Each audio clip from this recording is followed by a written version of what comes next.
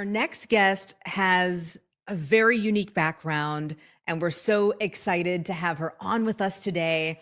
She is a psychology based subconscious expert, and she happens to be in a league of her own. She built a medtech company and is partnered with Pfizer.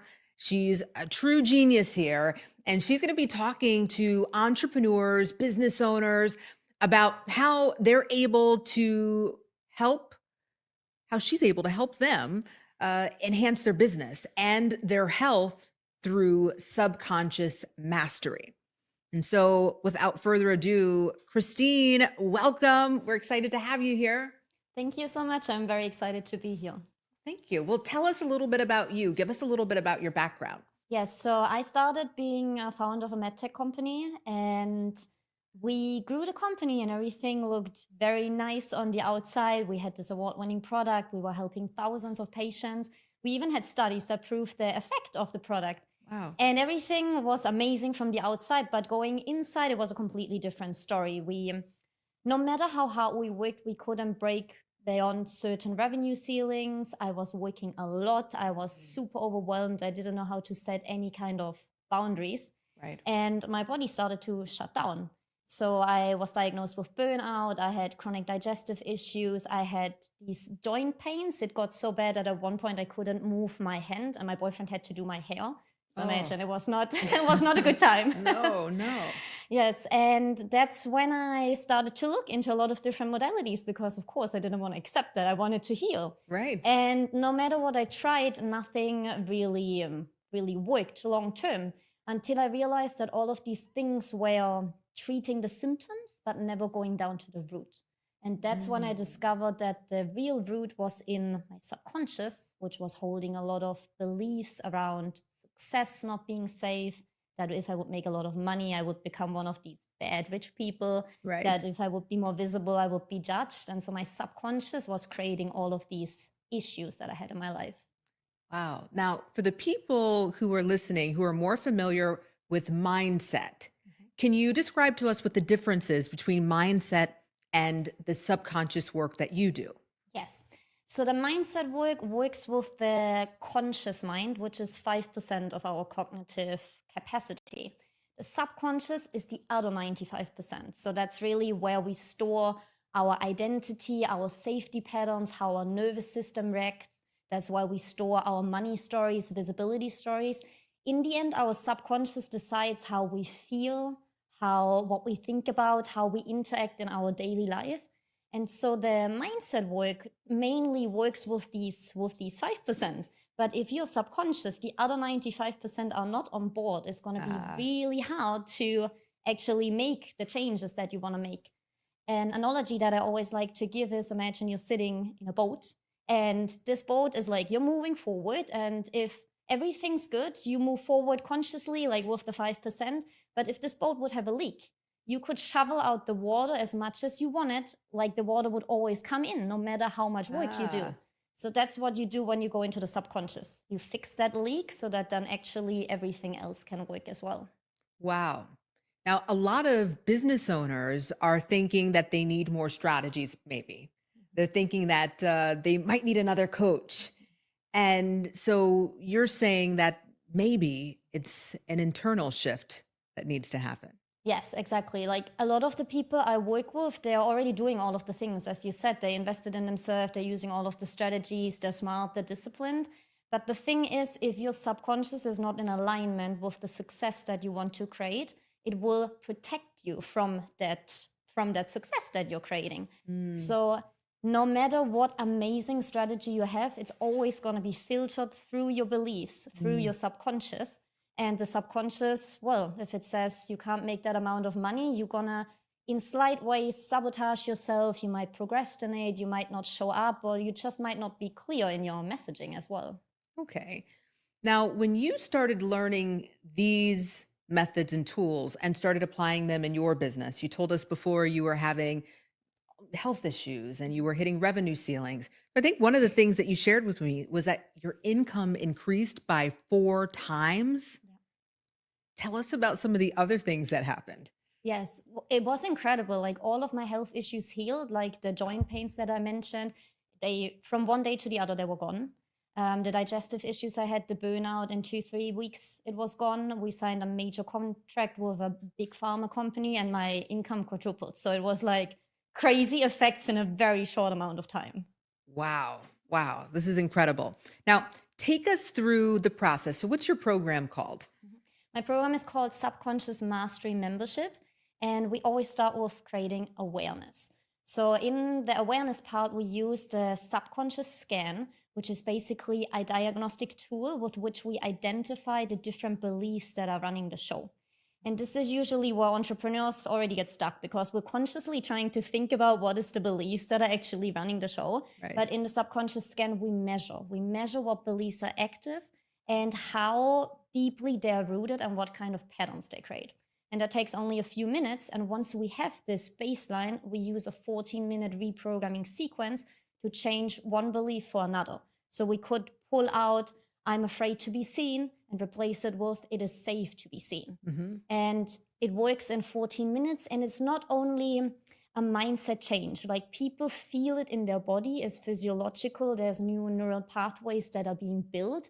And people usually feel a lot lighter afterwards, change, like a weight has been lifted because it's the weight of this belief that has been keeping them stuck for so long.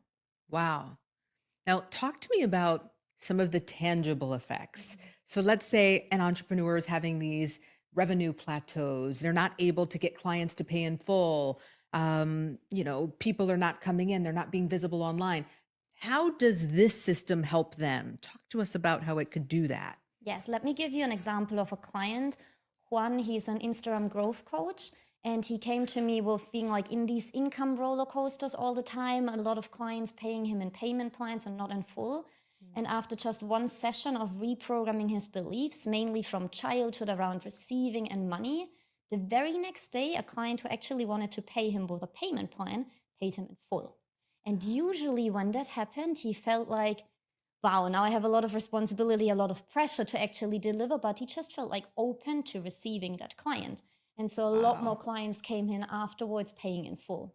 And we see that in so many other stories as well. Usually the sales conversions increase by 2 to 4% of people who start changing their subconscious, and they get more people paying in full. They get booked faster. For example, another person is Katie. She's also a client, and she came in with long-term anxiety like that she had since childhood.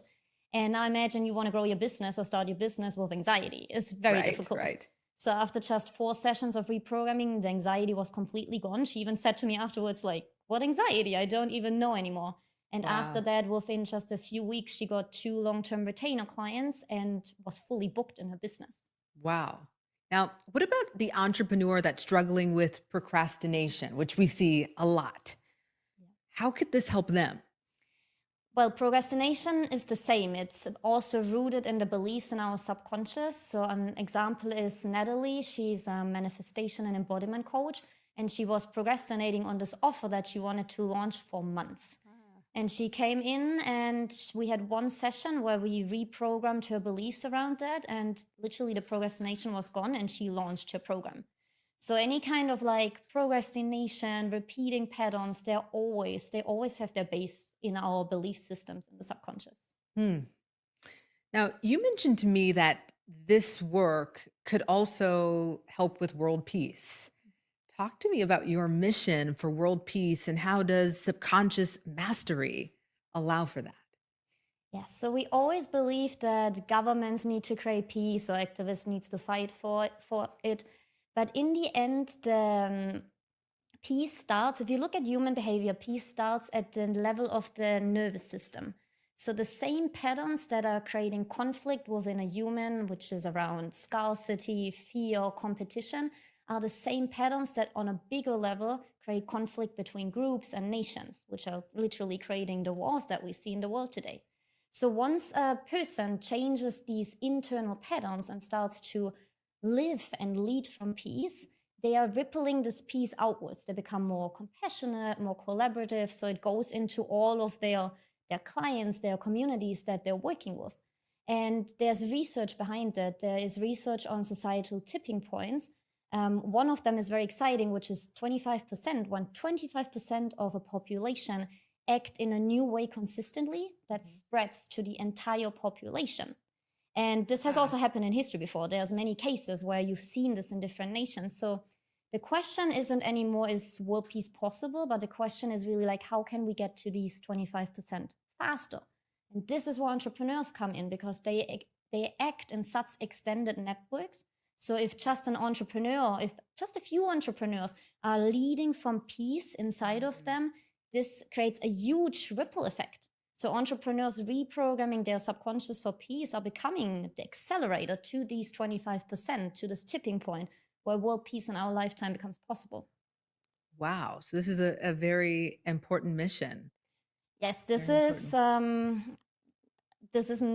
why I do this work. I mean, of course, I healed myself, and like if you look at like all of the external business outcomes, is amazing. Like we start to grow our business more, we are more healthy, but it goes so much bigger. Like it's possible that we create peace in our lifetimes, and well, why not try? Why not try? Absolutely.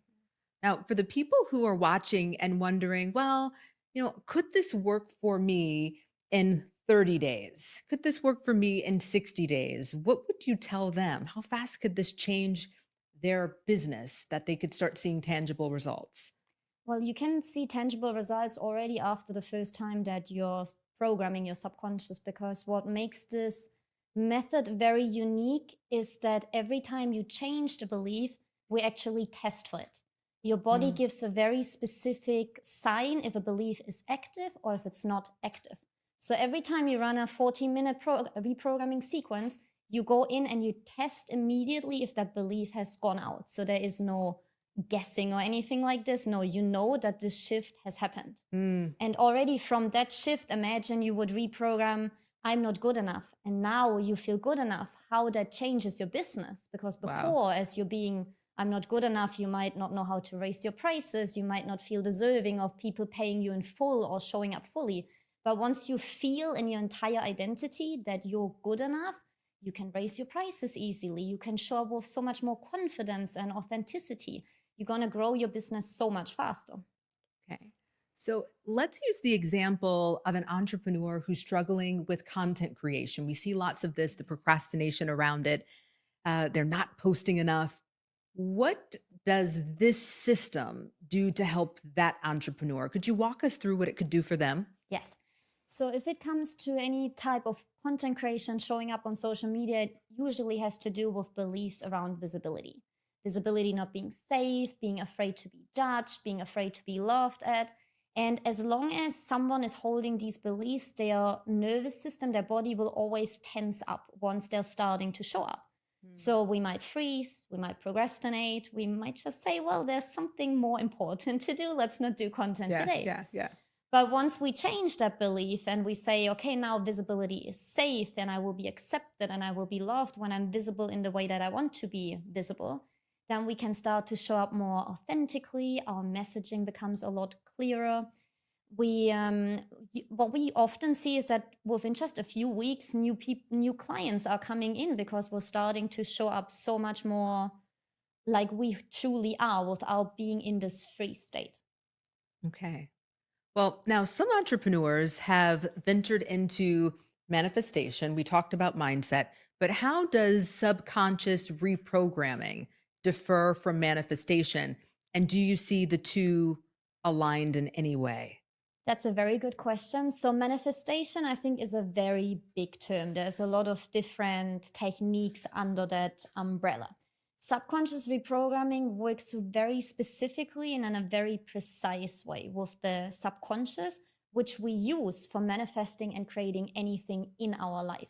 So it's one tool under this umbrella, but it's not like doing affirmations, for example, because if we do affirmations, we just repeat the sentences and yes, we might manifest, but there is no guarantee, because one of the things that affirmations does, it brings in new beliefs, but it doesn't clear out any beliefs. And what can happen in your subconscious is that you hold opposing beliefs. So you could hold, I'm successful and I'm not good enough. So you might show up, but then you freeze afterwards. You might raise your prices and then you might discount them again. And people don't do that because they're confused. It's because they have these opposing belief systems. And if we use affirmations, we bring in the new beliefs, but we're not cleaning out. What we do in subconscious reprogramming, we take out what's no longer serving you and replace it with what you need now to create more money, to be more visible, to increase your health, your energy, and make really sure that this is measurable and as fast as possible. Wow, I love the science rooted in the method that you're teaching and the fact that it is indeed measurable. Now, for people who are listening now and wondering, well, do I have a subconscious issue or not? What would be some of the things that would be signs to let them know that there is not really a business problem, but there is more of a subconscious block in some way? Yes. You can always check for if there's any kind of repeating pattern.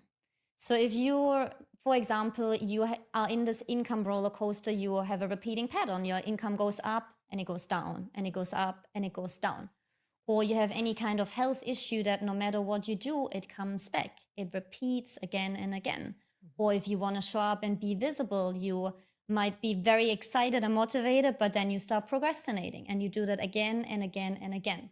Every pattern, there is a belief structure underneath where we can, once we reprogram these beliefs, these repeating patterns are gone. We're not stuck in these old ways anymore. We can finally show up in the way that we want to show up. And when they do that, they're starting to see results as fast as the 14 minutes. Exactly. Like as fast as the 14 minutes, because that's how long it takes to reprogram a belief. Wow. And then, of course, this different or this new belief changes how you think, how you feel, how you act. So literally you could reprogram a belief around visibility and then go online and you feel immediately different. You feel more confident, you feel more magnetic and show up in a completely different way. Okay. Well, tell us a bit more about the Subconscious Mastery program. What are they going to receive? What are some of the outcomes? Tell us a bit more about it for anyone that's wondering now what this involves. Yes. So it's a membership where you get all of the important pieces that you need to be a master of your subconscious. So you get the subconscious scan where you create the awareness of what are the beliefs that are actually driving your patterns. Then you get all of the reprogramming sequences that you need to, in 40 minutes, reprogram any type of belief that's happening in your system. And of course, you also get the live support. So we have a lot of reprogramming sessions that we do in groups. We have hot seat reprogramming so that you're never stuck at no matter level that you're at and that you can move forward in the fastest possible way. And what's the structure of the program? Is it a membership? Are they getting one-to-one? How is this? Yes, it's a membership. So you get all of the sequences and tools on demand. Like once you signed up, you have everything available to you. And then in addition to that, you have the group reprogramming sessions. You have the hot seat reprogramming. You can share in the feed as well if you have any questions, so that then you get support in the moment. Wonderful. Now, for anyone that's listening and you want to find out more about this, you can check out the QR code that we are going to be sharing with you. And here you'll find out more information about this membership, what it includes, what the prices are. And one of the things that I found so interesting about the work that Christine does is that the membership, is very affordable. It becomes something that everyone can invest in. And so it's definitely not something that you want to take time on. Now, Christine, any parting words for those who are excited about the possibility of having shifts in as little as 14 minutes? What would you tell these people? Yes. So this membership is really for anyone who knows that they're capable of more, but there's some internal blocks that are holding you back, whether this is fear, self-doubt, money blocks, burnout, or any kind of repeating patterns. This is where you come into the membership and in as little as 90 days, sometimes it's even less, you'll identify and reprogram these root blocks that have been limiting your income, your visibility, your clarity, your health, and even your leadership capabilities. And afterwards, you walk away with the ability to change these patterns for the rest of your life. So if that's something that you want, scan the QR code or follow the link provided. And come inside the space, because this is where measurable inner shifts then create the quantum business growth. This is fantastic. And there's nothing better than being a part of a community of like-minded people who are all trying to get to the same place. Because if there's one thing for sure, it's that community allows for shifts to happen even faster. Well, check out the QR code. And Christine, thank you so much for being on with us today. Thank you as well. Our next guest is here and has one of the most interesting backgrounds. Now, she has been in a male-dominated industry, and she's risen, she's broken barriers, she's done all the things. She's happened to walk through divorce and identity loss, and then had her own reinvention and rebirth. And then she built her own business that started making more money than ever. And she created all of this from a place of safety, from a place of peace and joy. And she started designing this life that she truly loved, and decided that she was going to take the same steps that she'd use and created a method for other women to create their life by design for whatever it is that they're looking to achieve. So now she teaches manifestation and identity, and how using these two tools can allow women to achieve the most money they've ever made before, have the most booming business. She's taught them how they can call in the relationship of their dreams, change their self-image, their bodies, and so much more. Well, welcome. I'm so excited to have you with us, Tamara. Thanks for joining us. Thank you for having me. Well, tell us a little bit about you and your background. So I have been my background is in finance. So I have been in the male-dominated industry for, almost 25 years now. So it's a long time. And through my whole process of, meeting with women and helping them rebuild their lives from a financial standpoint after different situations like divorce or, becoming widowed or widowers, there's this whole process that we go through to reclaim our identity. Mm-hmm. So it's really a transformational process, and it takes us all through a different phase of life, but we have to switch our mindset to be able to step into our new identity, into our new lives, and create it and design it. Well, I find that most of the time that women start businesses helping other women, especially, it's from lived experience. Yes. So tell me about your life and what prompted you to start using these methods yourself. What was it that you were going through? So there's been many moments in my life, just like with most women, that we go through different areas, that are of discontent. We'll say that. But there was one in specific situation, and that's when I was married for a very long time. I'd gone through a divorce. I was married for over 20 years. And from the outside looking in, my entire life looked stable. It looked picture perfect. Mm-hmm. But if you took the picture off the wall or out of the frame, behind that picture was chaos. And so my life felt uncertain. I didn't know, exactly if I had the steadiness under me to go forward. But what I wanted was peace. And I wanted to be able to trust myself again. And I wanted to create a life and manifest a life that I truly desired. What I realized during that time was I was just surviving. I wasn't thriving, and I wanted to feel alive, and I wanted to step into my power. And so when I chose peace, when I chose myself, and I chose the woman I wanted to become, then everything switched over for me. Well, walk us through it. So how did you use manifestation and identity to make more money, to have a home that you absolutely loved, and you kept your home in the divorce, right? How did you, have the best body ever, and just how did all this happen? So I really put in different modalities. So I use different types of therapies, from neurolinguistic programming, cognitive behavior therapy. You hear, oh, you can just manifest by saying, I want this, or toss it out there. And you really have to do the work. So you have to have the discipline. You have to have the consistency. And at the end of the day, we all want stability. We all want to be able to trust ourselves, trust our power. And we can't do that if we don't know who we are. And so having the discipline allowed me to be able to step into the identity of knowing who I am, being able to have peace, being able to know that I didn't have fear around losing everything, because I had come out of this long marriage and now I'm starting over in a way. Even though I had things that were stable, it was still shaky ground. And so I was able to put different standards in place for myself, different boundaries, and that really helped me create my identity. And once I stepped into my new identity, I was able to manifest the life that I wanted. Well, you're using the word manifest, Yes. and a lot of women have had experiences with some type of manifestation. They've done Yes. journaling or they've done the visualizations, and they might be listening right now and saying, that did not work. Maybe I'm broken, or Yes. maybe the process is broken. What would you say to that? Women aren't broken. What happens is we get this idea of manifestation or visualization or whatever you want to call it, and you do it for a week or a couple of days, and you're like, oh, it didn't work. Let's throw the baby out with the bathwater. Right. But women aren't broken. What happens is it's easier to live the life you've been living year after year. So you wake up and now it's 2026 and nothing changed. So we're not only living years, but sometimes decades in the old identity that no longer serves them. So they're playing small and they haven't stepped into it. So it's not because they lack potential.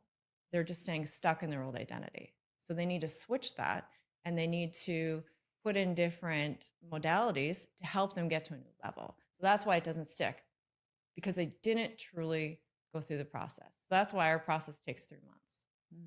Well, talk to me about the analogy that you've used before about the thermostat. Yes. I love this one. This might bring it home for them. So with the thermostat setting, think about living on, when you put your car in to drive and you have the autopilot setting, where Right. it's just going to drive, you don't have to think about it. A lot of us live life on autopilot. So we have this thermostat within ourselves that always goes back to its natural setting.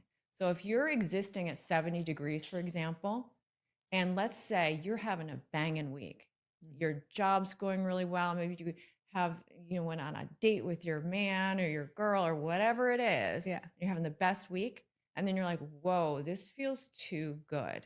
So your system is naturally going to set yourself back to 70. It's like 80 is too good. We need to go back to our natural setting. We need to go back to autopilot. Autopilot's safe. That's what keeps us with not having to be like, ooh, this is too good, or I don't deserve it. Because that's what happened with the thermostat. When you get too high, you're like, that's when you self-sabotage. That's when you bring in, your mind starts to, all that negative thinking creeps in. And then you sabotage the manifestations. Every time. Every time the manifestations are sabotaged. Because it's too good. A lot of people listening can probably relate to that. Yeah. So talk to me about your method. You came up with this method, the Moon Method. Tell us about it. What's it like? So the Moon Method is built on a core truth that you cannot manifest if you don't switch your identity. It's built on identity first. It's rooted in that process. Okay. So it's hard to go through that sometimes, but we help women through this every day. We go through 4 different phases, and it really gets to the root cause of their identity. Well, let's walk through the phases. So the first phase that we have is the releasing phase. What's happening in the releasing phase? So the releasing phase is amazing, because this is when we release those old patterns, we release the habits, the emotional loops you go through, and we really think about where they've been and where they want to go. There's no good or bad in this process. It's just we need to let go what no longer serves them in order to step into a new identity. And we use the different modalities. So we do journaling, we do neuro-linguistic programming, cognitive behavior therapies. Okay. We have the mantras, but you have to apply them for them to stick and to work. So we're releasing what they thought they might have been up to this point. And identity is based on a lot of different things. It's based upon survival mode. Maybe you went through an accident or you had a loss, family relationships. Like I'm one of 5. I'm the middle child. So that's in my identity. Like I'm the middle child, right? It may be based upon friendships or an old relationship. So your identity is based upon all these external factors. Right. So we need to release that in order to move forward. Okay. So then we move from releasing to reclaiming. Yes. So we were reclaiming our power and our self-trust. So money is a perfect example. I'm not good with money. I don't know what, at the end of the day, my money is all gone, or I don't know how to save. I'm never going to be able to retire, all this stuff, because they don't look at it. And so we're reclaiming the power to look at it. It's this fear that we get rid of in order to reclaim their power. And it's reclaiming their power in their business, in their families, Mhm. and in their love, all of it. Reclaim the power. And that's trust Yeah. within yourself. And then after that, they move into the receiving phase. Receiving is a beautiful phase. Mm. So think about it like this. If you ever get a compliment, we've all heard this with women. Oh, I love your outfit. And there's a thank you, but. So we're getting rid of the but, and we're saying just thank you and taking it in, because Wow. once you're able to receive, then you can receive the love. Then you can receive the success because you feel that you're worthy of it. So love, for example, if you feel you're not worthy of it, your man comes home, your lady comes home, and you're like, oh, that spaghetti was cooked wrong, and you start a fight. You're self-sabotaging. You're sabotaging that. So instead of thinking you're not worthy, you receive it. Receive. So we then move from receiving to rewriting. Yes. So this is a beautiful moment where we write our story. We anchor in our new identity. So we take everything we've gone through and we rewrite who we want to be going forward. And in only doing that, getting to the root identity and anchoring it in, because you have to anchor it in, that's when we can step into our new areas of manifestation and truly calling in the life that we want. Okay. So a lot of women are already attempting to do some form of manifestation. Yes. And now you're telling us that we're going to fix the identity piece first and then go back to the manifestation or do them in tandem. And so let's talk about the process. The Moon method is 90 days. Yes. So that's not a long time, which is great because now we can get results. Let's talk about what tangible results can happen in these 90 days. So let's talk about first body. So a woman that wants to transform her body, what can we do in 90 days? So they say it takes 21 days to create a habit, right? Right. So in 90 days, we can take these women and they can transform their bodies. They're going to be eating healthier, Right. based upon their needs, because everybody's got a different diet these days. Right. They're going to have a consistent method to, if they want to be fit, they just want to tone up. Right. It could just be putting in a habit to walk 15 minutes a day. Simple steps. It's one step at a time. Mm-hmm. And so they can truly transform their well-being within that time frame. Okay. And then let's talk relationships. Yes. So let's say we've got someone who's in a partnership right now, or we've got someone who's looking for a partnership. In 90 days, what are we getting? So in 90 days, we've seen relationships transform.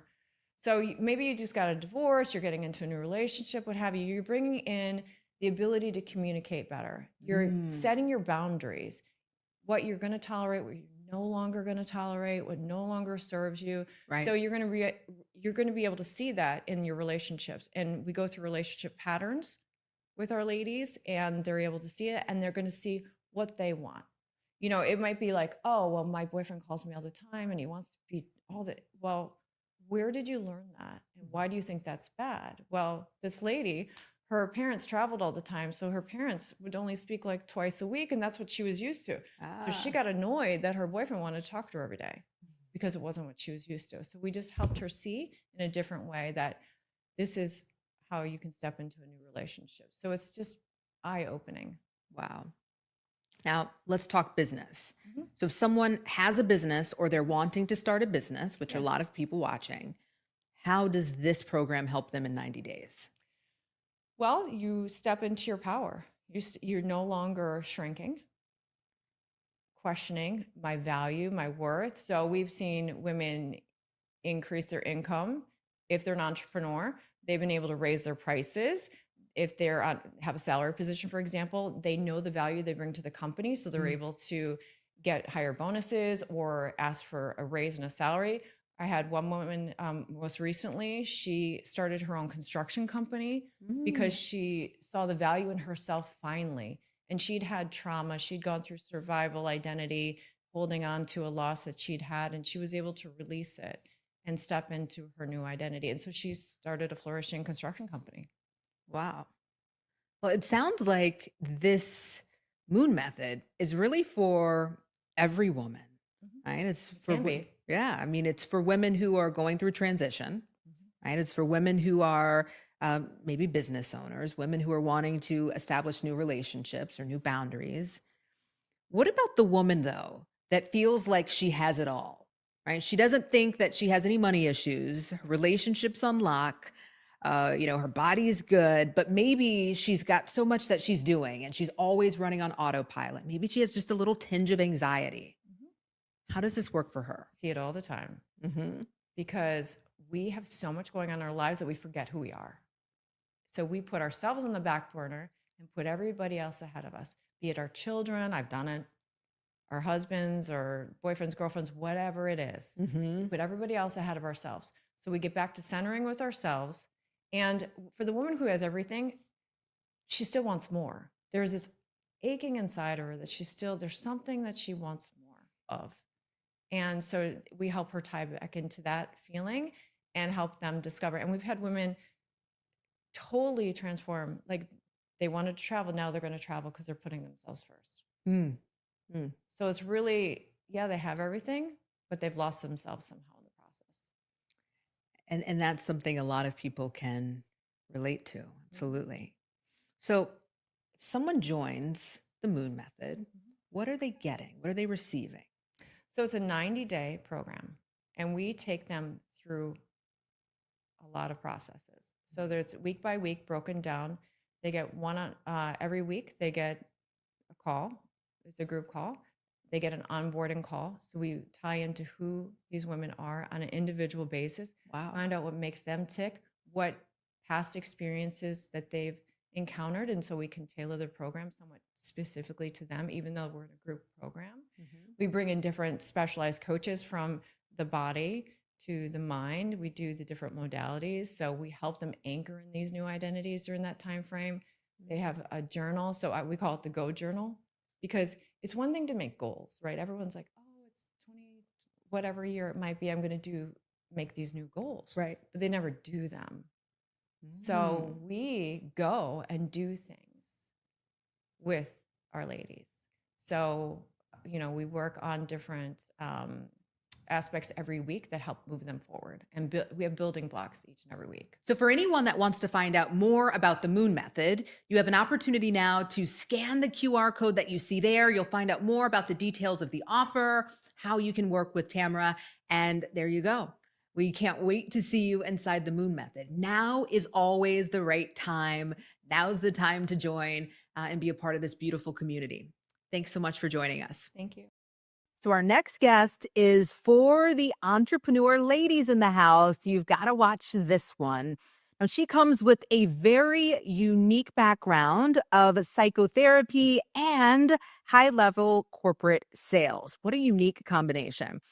It's Rellie, and we're so excited to have her. So she's used to managing multi-million-dollar contracts with corporate sales, and now she's helping women use psychology and sales techniques to get premium clients, to close offers faster, to be able to make more sales while spending more time with their families and living the lives that they love. And what I love about her is that she has made sales feel very honest, very natural, very easy, and just a part of life and business that allows women to revert back to enjoying the businesses that they began founding all along. And so without further ado, we're going to welcome Rellie to the program. Thank you for having me. I'm so excited to be here. We're thrilled to have you. So give us a little bit of background about you. Yeah, so you said it. It's an interesting combination, right? You don't really find too many therapists that have sales backgrounds. But I did. I've really been in the behavioral health space for well over 20 years, so my entire career. And I started in corporate, managing multi-million-dollar contracts, like you mentioned. And something that I found really fascinating was that contracts and deals, they weren't won through metrics and goals and all of this focus on, pressure tactics. They were actually run through psychology, through understanding the clients and understanding their strengths, their beliefs, and their values. And then you get to therapy. And as a therapist, I know that you can't take a one size fits all approach to mental health. And clients, they want similar results, right? But how they get to those results, whether it's less depression, less stress, all of those things. When they get there, they have to get there on their own. And that's through their strengths and through understanding those decision styles and their beliefs. So I did that, and I combined both of those worlds to really put together a program that helps women entrepreneurs. Because when I got to this space, I found that they were just not really honoring their individuality or their values or their beliefs. They're kind of just blending in with the rest of the social media world. And I noticed that they're working harder and they're relying on funnels and, scripts and templates that don't sound like them. So I put together a system that really helps them just sell the way they naturally communicate. And that's clearly, intelligently, and with authority. They don't have to work as hard. Absolutely. That sounds fantastic. Well, tell me, what is the current sales advice that you think women are getting? Okay, that's not getting them the results that they want. I mean, women are thinking they're bad at sales. Are women bad at sales? They're so not bad at sales. We're not bad at sales, not at all. The sales industry teaches women to perform, just sales, in general. It's very performative. And, you've got these templates and these just pressure tactics, things like objection handling. And then you add TikTok challenges and this pressure in social media, and we feel like circus performers, right?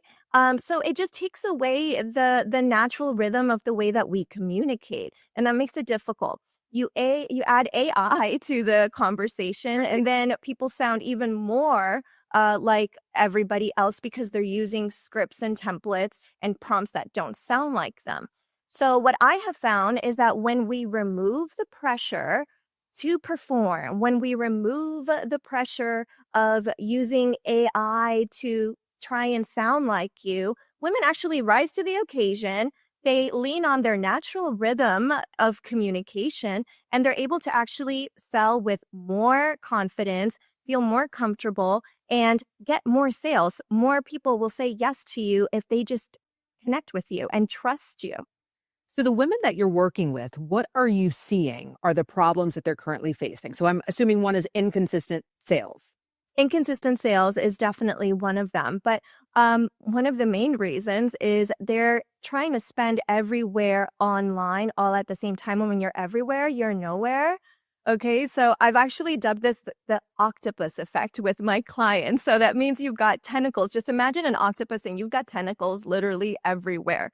And, newsletter and, marketing and all of these things. But again, when you're everywhere, you're nowhere. That steals your time. That steals your energy.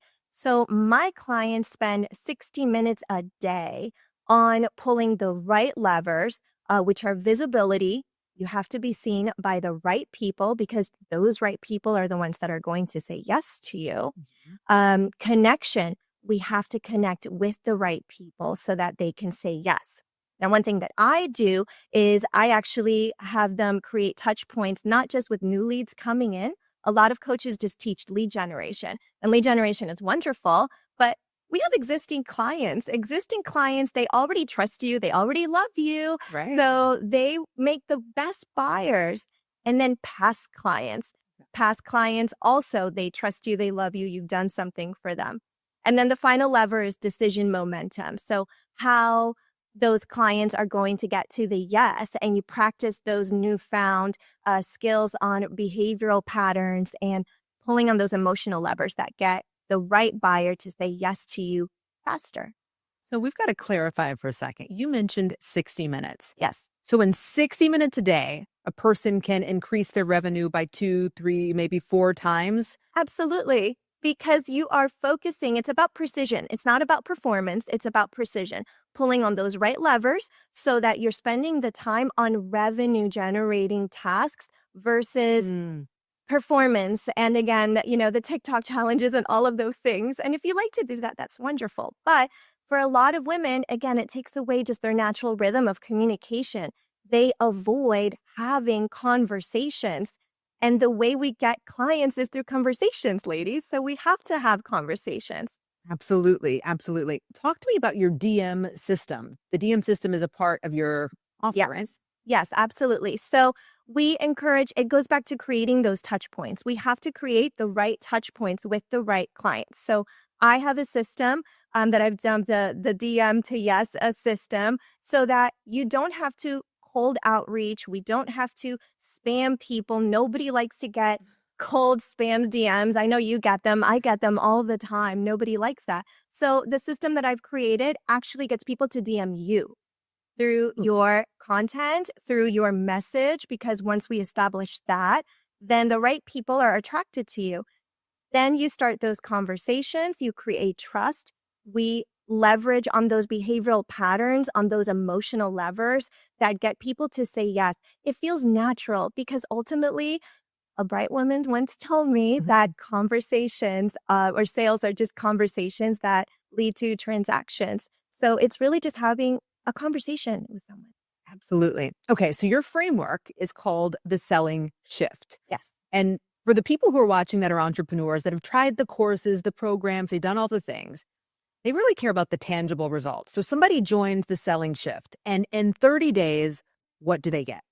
So in 30 days, you're going to get that premium sales activation system that we talk about. And it really starts with 6 to 12 premium conversations per month and getting higher retention rates with the people that you currently have and also higher conversions. So again, we use this 1 hour a day, very precision, and we focus on leveraging your strengths so that we could get there. And from this, what types of results do you think they could see within their income? How much could their income increase? So I've had women that have gone from a $297 offer. We've reframed her whole offer and she sold it for $2K in a DM without even getting on a sales call because we elevated her premium offer to premium status. And that just means we focus on transformation. A lot of people, premium clients, they do not want all the bells and whistles and a bunch of PDFs that are going to take more room in their computer, right? They just want transformation. How do I get there? And how do I get there faster? So we upped her premium offer. We showed her how to speak of that, what to say, how to say it to the right person. And it just naturally happened. So the most amazing thing is that 2K client actually became a 4K client. So that speaks again to that existing clientele that we have because they already trust you, they already love you. So they're going to buy. We just have to create more opportunities for them to do so. Wow. So are we saying that someone watching right now might not even have a high ticket offer? They've got a $297 offer. And after working with you, they're going to be able to maybe create a premium offer and be able to sell this without ever taking a sales call. Absolutely. Absolutely. Because it goes back to creating those touch points. And that could be on a sales call and that could be on a DM. A lot of people, they utilize DMs, but they're not optimizing the DM system. And that's something that I work with my clients on. We connect with people. It actually helps other entrepreneurs and, speak with their own time, really keeping up with their own time. So it's time efficient for everybody. Now, what about the entrepreneurs who are moms? I know that you are a mom, I'm a mom. And so moms that are entrepreneurs are sometimes spending so much time working in their business, right? Even though they started this business so they could have more time. Yes. How do you help them reclaim their time back with their families, their self-care time back? How do we get there? So think about this. If you have 1 hour a day, right? Think of everything that you're doing as a mom. I'm a mom of 3. So I know, and I know we've always connected on this. So, you think of all of the things that we do when the octopus tentacles, we have to be everywhere at the same time. And then you add our business to it and all the tentacles that have to go into that business. Right. 1 hour a day is really all that this requires. And if you're consistent, because we can consistently be inconsistent. Okay. Sure. So when we're consistent with the right things, and this is what this is about, precision, we have to be very smart with our time. And that's what I'm going to do. I'm going to help you get there so that you can only spend the 1 hour a day. And that's going to result in major shifts for you. That's why it's called the selling shift. 100%. And what I would say is one of the things that I see on my end is that a lot of entrepreneurs are spending lots of time doing non-revenue generating activities. Yes. And then they're complaining that they're burnt out and they're tired and they're anxious that sales aren't closing. But of all the hours in the day, how much time are they spending doing activities that could actually generate revenue? So many hours. Oh my goodness. So I can speak to this because I've been there, right? And the wonderful thing about this is that I've put this together because I've been there and I've suffered through it. I don't want you to suffer. So you don't have to suffer. I already suffered. And this is why I came up with the 1 hour. The 1 hour works, right? Because so many women are spending so much time. And like you said, they went into this wanting time freedom and they end up being chained to their businesses and they lose the joy of it. You know, once you lose the joy in what you're doing, the purpose in what you're doing, it doesn't become purposeful anymore. It just becomes like another thing on your to-do list. And if you're a mom, you already have enough things going on. You don't need another, Another thing. Absolutely. Well, one of the things that I really admire about you and your specific business is that you approach this, as we talked about earlier, with this unique background in psychology and having been an executive in sales. So let's now dive into the sales piece. From what you learned, well, first set us up, how long have you been in executive sales? What types of contracts were you working with? And how have those skills set you up to help entrepreneurs now, specifically with sales? Absolutely, absolutely. So I was in corporate America for, well over, 15 years. And I've always been in the behavioral health, population health management. So the contracts that I dealt with were in the healthcare realm. And we had to understand the behavioral patterns of our population. So we already kind of had that rhythm of behavioral patterns and understanding what are the drivers behind a population. So naturally, that translates to our clients. We would understand what their natural rhythm is for saying yes, and what made the best relationships. And the best relationships in corporate America were really based on understanding what those psychological factors were. Things like company culture, right? Things like just their company values, how they operate as a company. You could have two companies on two separate, two clients of ours that were companies on two separate ends of the country, and they would want similar outcomes, but how they would get there would be completely different. Wow. So that's what is so interesting about sales, and that's what is so important for women to understand about sales is that you cannot take a one-size-fits-all approach. There's a skill set that goes behind understanding who your client is, what they need, and how can you link them to what you have, the purpose that you have, the service that you have to that person, and how can you get there fast and in their own, their own. Well, and talk us through in the selling shift, how does this work? Are people getting one-on-one attention with you so you can help personalize something to them? Is it group? Absolutely. So I do one-on-one. So the support that they get is one-on-one. Wow. I spend a lot of time with my clients. That's the one thing that they love is that you don't have to be in this journey alone. Being an entrepreneur, I will say the number one thing I get is burnout. But the number two that I get from clients is how lonely it is. And, loneliness can also emotionally, it can stunt your growth. Right. So one thing with the level of support that I give, they get that level of support so that it's happening real time. They're not felt like they're running their businesses on their own. And I'm there every step of the way, right down to sales conversations. So they're not left going, what do I do? Wonderful. Now, you talked about how different clients that might want the same outcome, will achieve things differently. You talked about this in the healthcare space. So talk to me about what are people who want to sell high ticket, let's say. If they want to sell high ticket, what do high ticket customers want? And how do we sell to them differently than maybe the low ticket client that they're selling to now? Because they're trying to apply the same tactics and it's not working. It's not. Okay, so absolutely. Premium clients, high ticket clients, however you call it, at the end of the day, they want a transformation. They do not want, more stuff. They don't want fluff. They don't want features. So the way that we have to speak to them is we have to speak to them from a transformation level. And in order to do that, again, we have to understand, well, what drives you? What drives your the need for transformation is not just about the transformation that they want. Remember, everybody can want a similar result. Everybody wants more time in their lives. Everybody wants more money. Everybody wants more health. We all want very similar outcomes, but how we get there is going to be different. I have to honor who you are. I have to honor your beliefs and your values as a client and what drives you.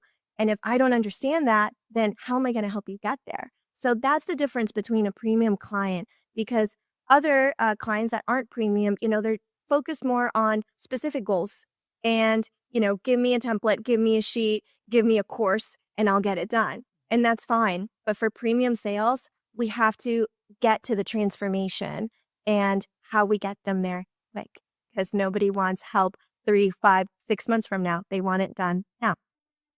Absolutely.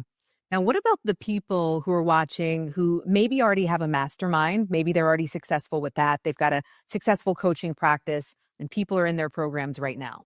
How can they get those people to reactivate or re-sign or be upsold before that contract ends? You are sitting on gold. If you already have a mastermind, if you already have, even I would say an email list of people that have already worked with you, you can leverage that because it's a connection of someone that already knows you. They already trust you.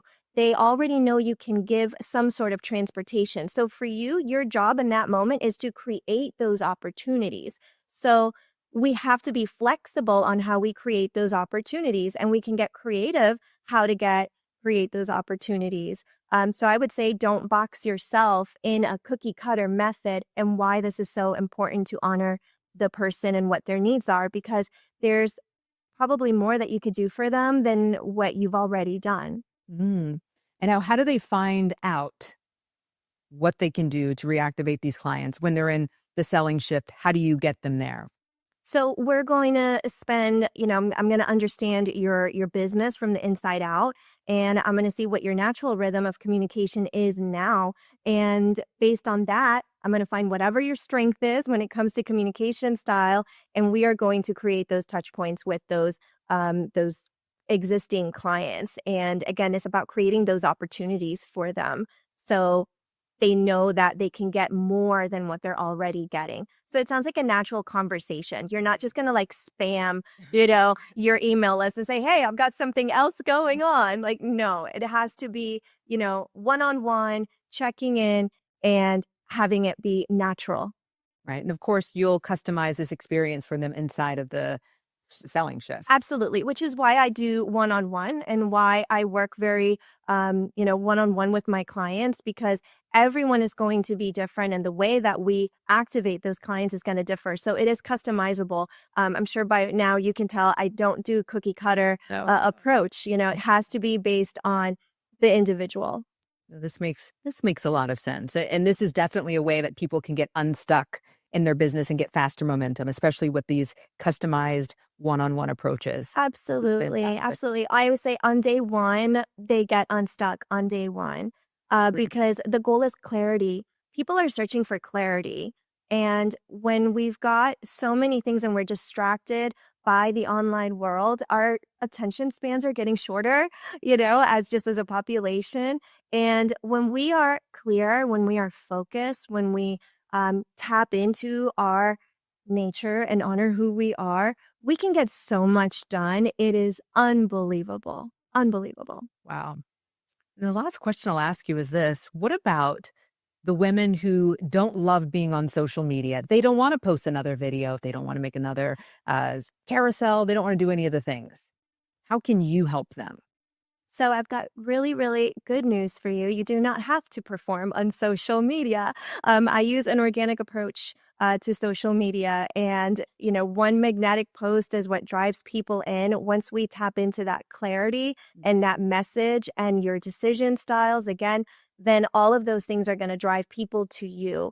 You do not have to post 30 stories a day. Great. You don't have to, you don't have to post, all these in different platforms, because again, when we're everywhere, we're nowhere.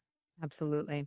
Well, for anyone that is interested in finding out just a little bit more about the selling shift and they want to go all in with Rellie, or if you know you want to go all in, then the time is now and you should click the QR code. So scan this, click the link, and you'll find out more about this. I mean, Rellie has a fantastic background, a really unique approach. I've seen a lot of things in business, and this one is different. So definitely check out the QR code. And so, Rellie, it's been fantastic to have you here. Thank you for having me.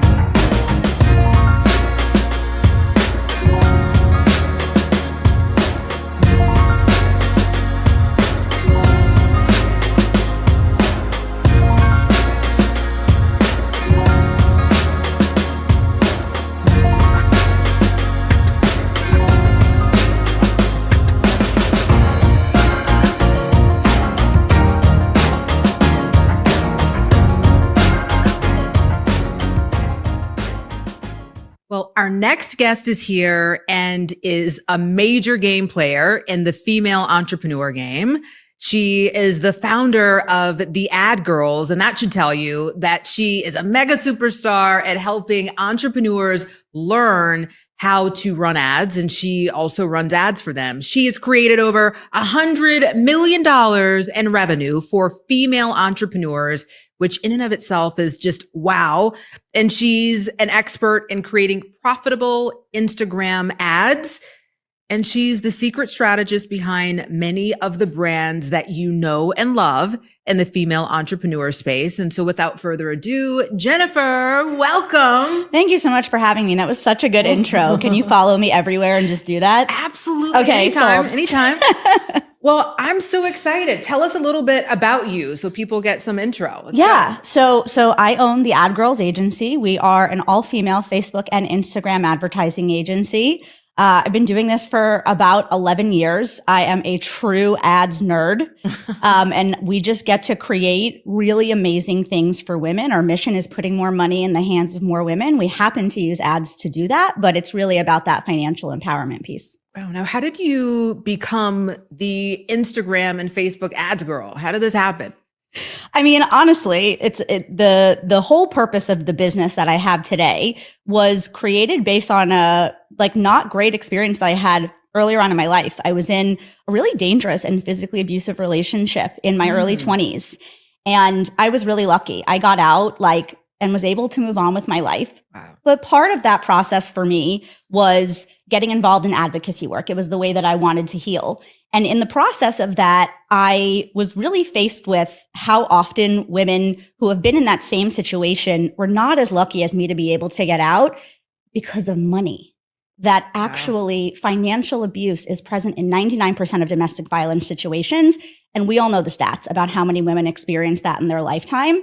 So money is literally the thing that is sometimes life or death for women. And when that became clear to me, and I had this marketing skill, there was no way that I wasn't going to say, okay, I'm going to be the difference maker here. I'm going to build something that's all about putting more money in the hands of more women so that they're never beholden to anything. Yes, a terrible relationship, but a job they don't like, a city they don't want to live in, anything. We're not doing that, you know? And how does ads empower them? Instagram ads, Facebook ads. Yeah.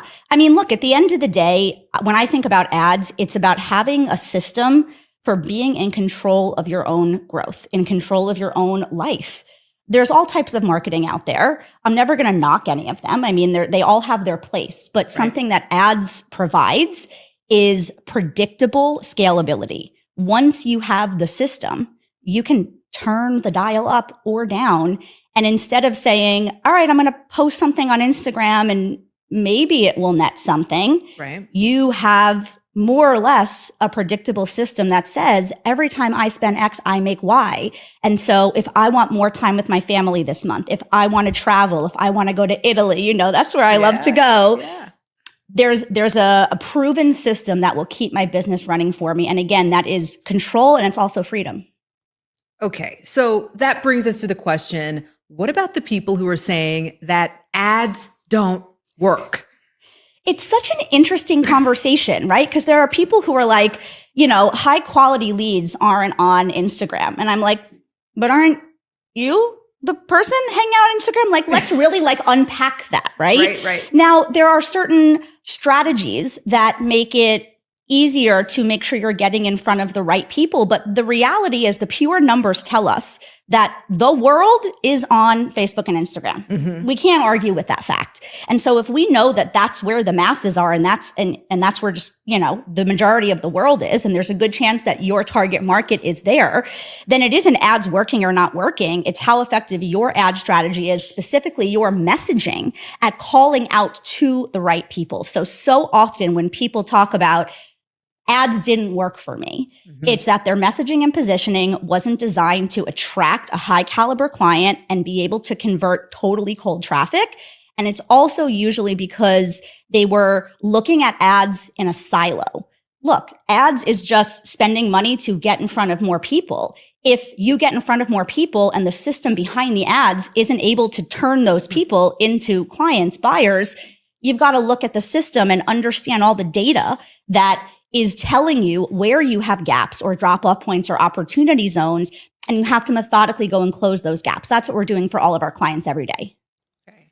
Now, what entrepreneurs are the type that are the clients that you're looking for? What do they do? Yes. So we work primarily with female coaches and course creators, kind of a wide range in terms of what industries that they're in, but really anybody who is selling information or transformation on the internet. We've got a lot of clients with courses, a lot of low ticket offers these days, and then plenty of high ticket coaching offers as well.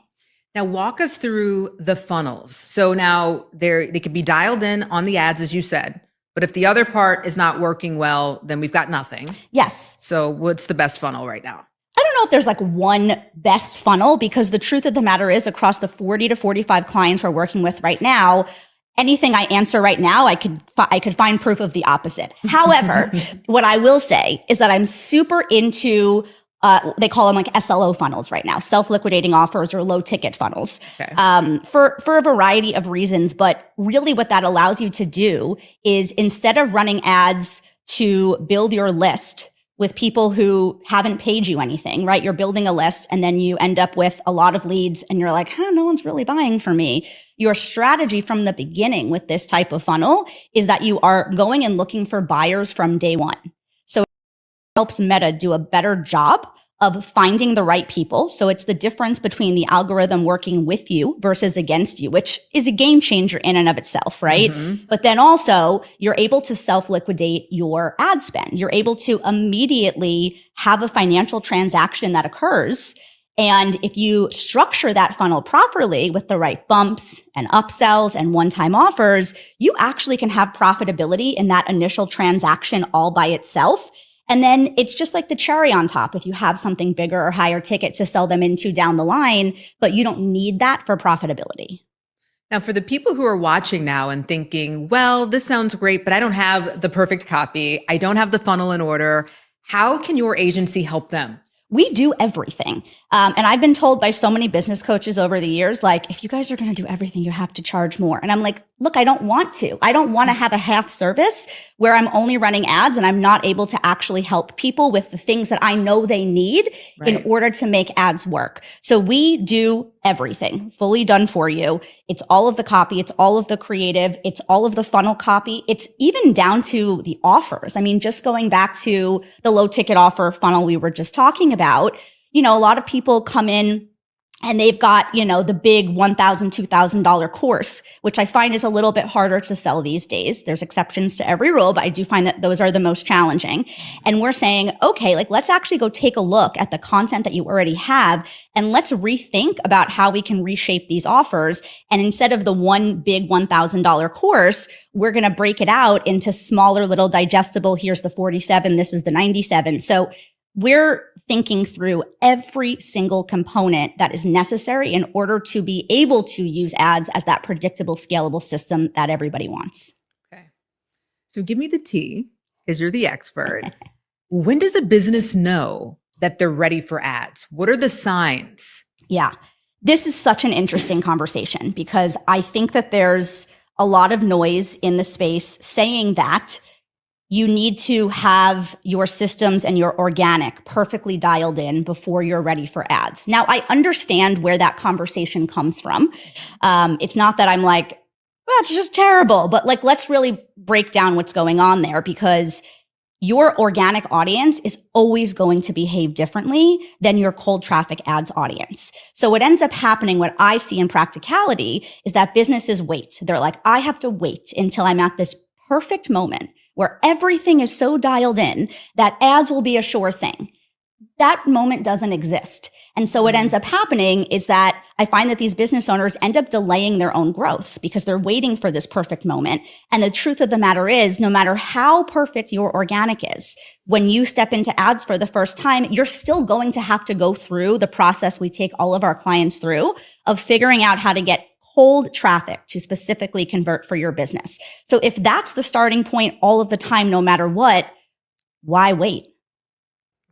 Okay. That's interesting. That'll make a lot of people think for a moment about, well, maybe ads are for me now. Yes. And look, obviously it is the difference between before you're doing ads, you're doing a lot of testing and figuring out what works, usually with your time as the main currency.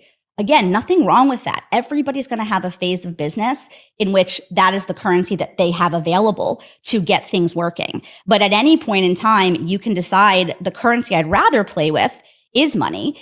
It is going to not necessarily be, okay, turn on ads, I'm a millionaire by tomorrow. Right. But it's just you're playing with a different currency, which is the right fit for you. And I just don't necessarily believe that there's such a thing as being too early, as long as you have clarity on the transformation that you provide. If you know and can confidently speak about, this is my offer, this is the result that it creates, this is my unique methodology, then we can build the ad systems around it. Okay.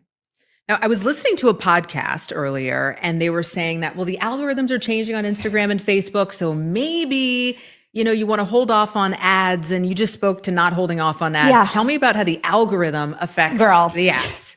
The algorithm is always changing. So I've been doing this. We're a little bit past my 11-year anniversary, actually, of being an entrepreneur. Thank you so much. And running this business on my own. And so I have been through 50,000 iterations of, this is the end. Mm-hmm. This is the end of Meta ads. Its businesses are never going to be able to recover from this. It happens every 6 months. It happened with the iOS 14 updates that happened to be released on my birthday in 2021, which was not a fun birthday present at all. But we navigated. And look, yes, there are changes. Every day you wake up and the Meta algorithm is different. The back end of the platform looks different. You're like, where is this feature? Or when did this feature appear? Those things are true. It's not that they're not, but we don't operate as though we are beholden to Meta, because if you think about it, what I've been talking about is that the things that make ads work are the right offer, the right positioning, the right price points, the right messaging. And advertising has worked since the literal dawn of time. Right. And so if the whole world is on Meta and we've got those foundational pieces into play, yes, there may be an algorithm change and it's a little bumpy for a second as we recalibrate, but I don't like to give too much energy to that, you know? Well, and as a business owner, we can control the things that we can control. Exactly. And we can't control the things that we can't control. Exactly. Right. And so it's like, again, am I going to sit and be beholden to like, oh no, Mark Zuckerberg like did this thing? Or am I going to say, cool, what is like in front of me? What do I know to be true about my marketing, my messaging, my funnel? And how do I navigate and adjust? With the most recent algorithm update, look, Meta talks about it in a way where it's like designed to confuse you and overwhelm you. And so do a lot of the experts. Right. Let's make it plain and simple. The latest algorithm really is demanding more creative variation. That's it. You just need to think through, instead of testing maybe 3 creatives at a time, you might do 15.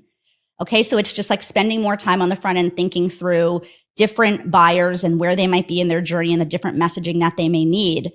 But the truth is, I feel like we've kind of been doing that all of the time anyway. So you have to be careful what you listen to. And I think just, some people love to get really swept up in being outraged about, how this thing is going to be harder than it is. And I'm not interested in putting my energy in that direction. Exactly.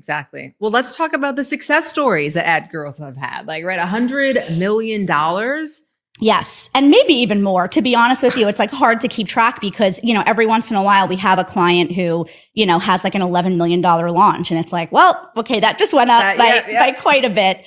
I'll tell you one of my favorites right now. We have a client who sells a $297 course.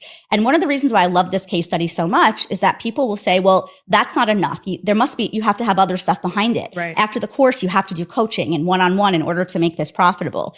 This client doesn't want to do that. She wants to make passive income on her amazing $297 course. Whoa. And so at this point, we've been able to scale her. She came in spending, I think, about $10,000 a month on ads. And we were able to get her to a place in which she was getting a 3 times return on ad spend. So essentially spending 10 and making 30, which is great, especially since it's 100% passive. Now, at the end of the day, if you really want ads to be like, $1 million revenue stream for you, we've got to then turn the dial up, spend more.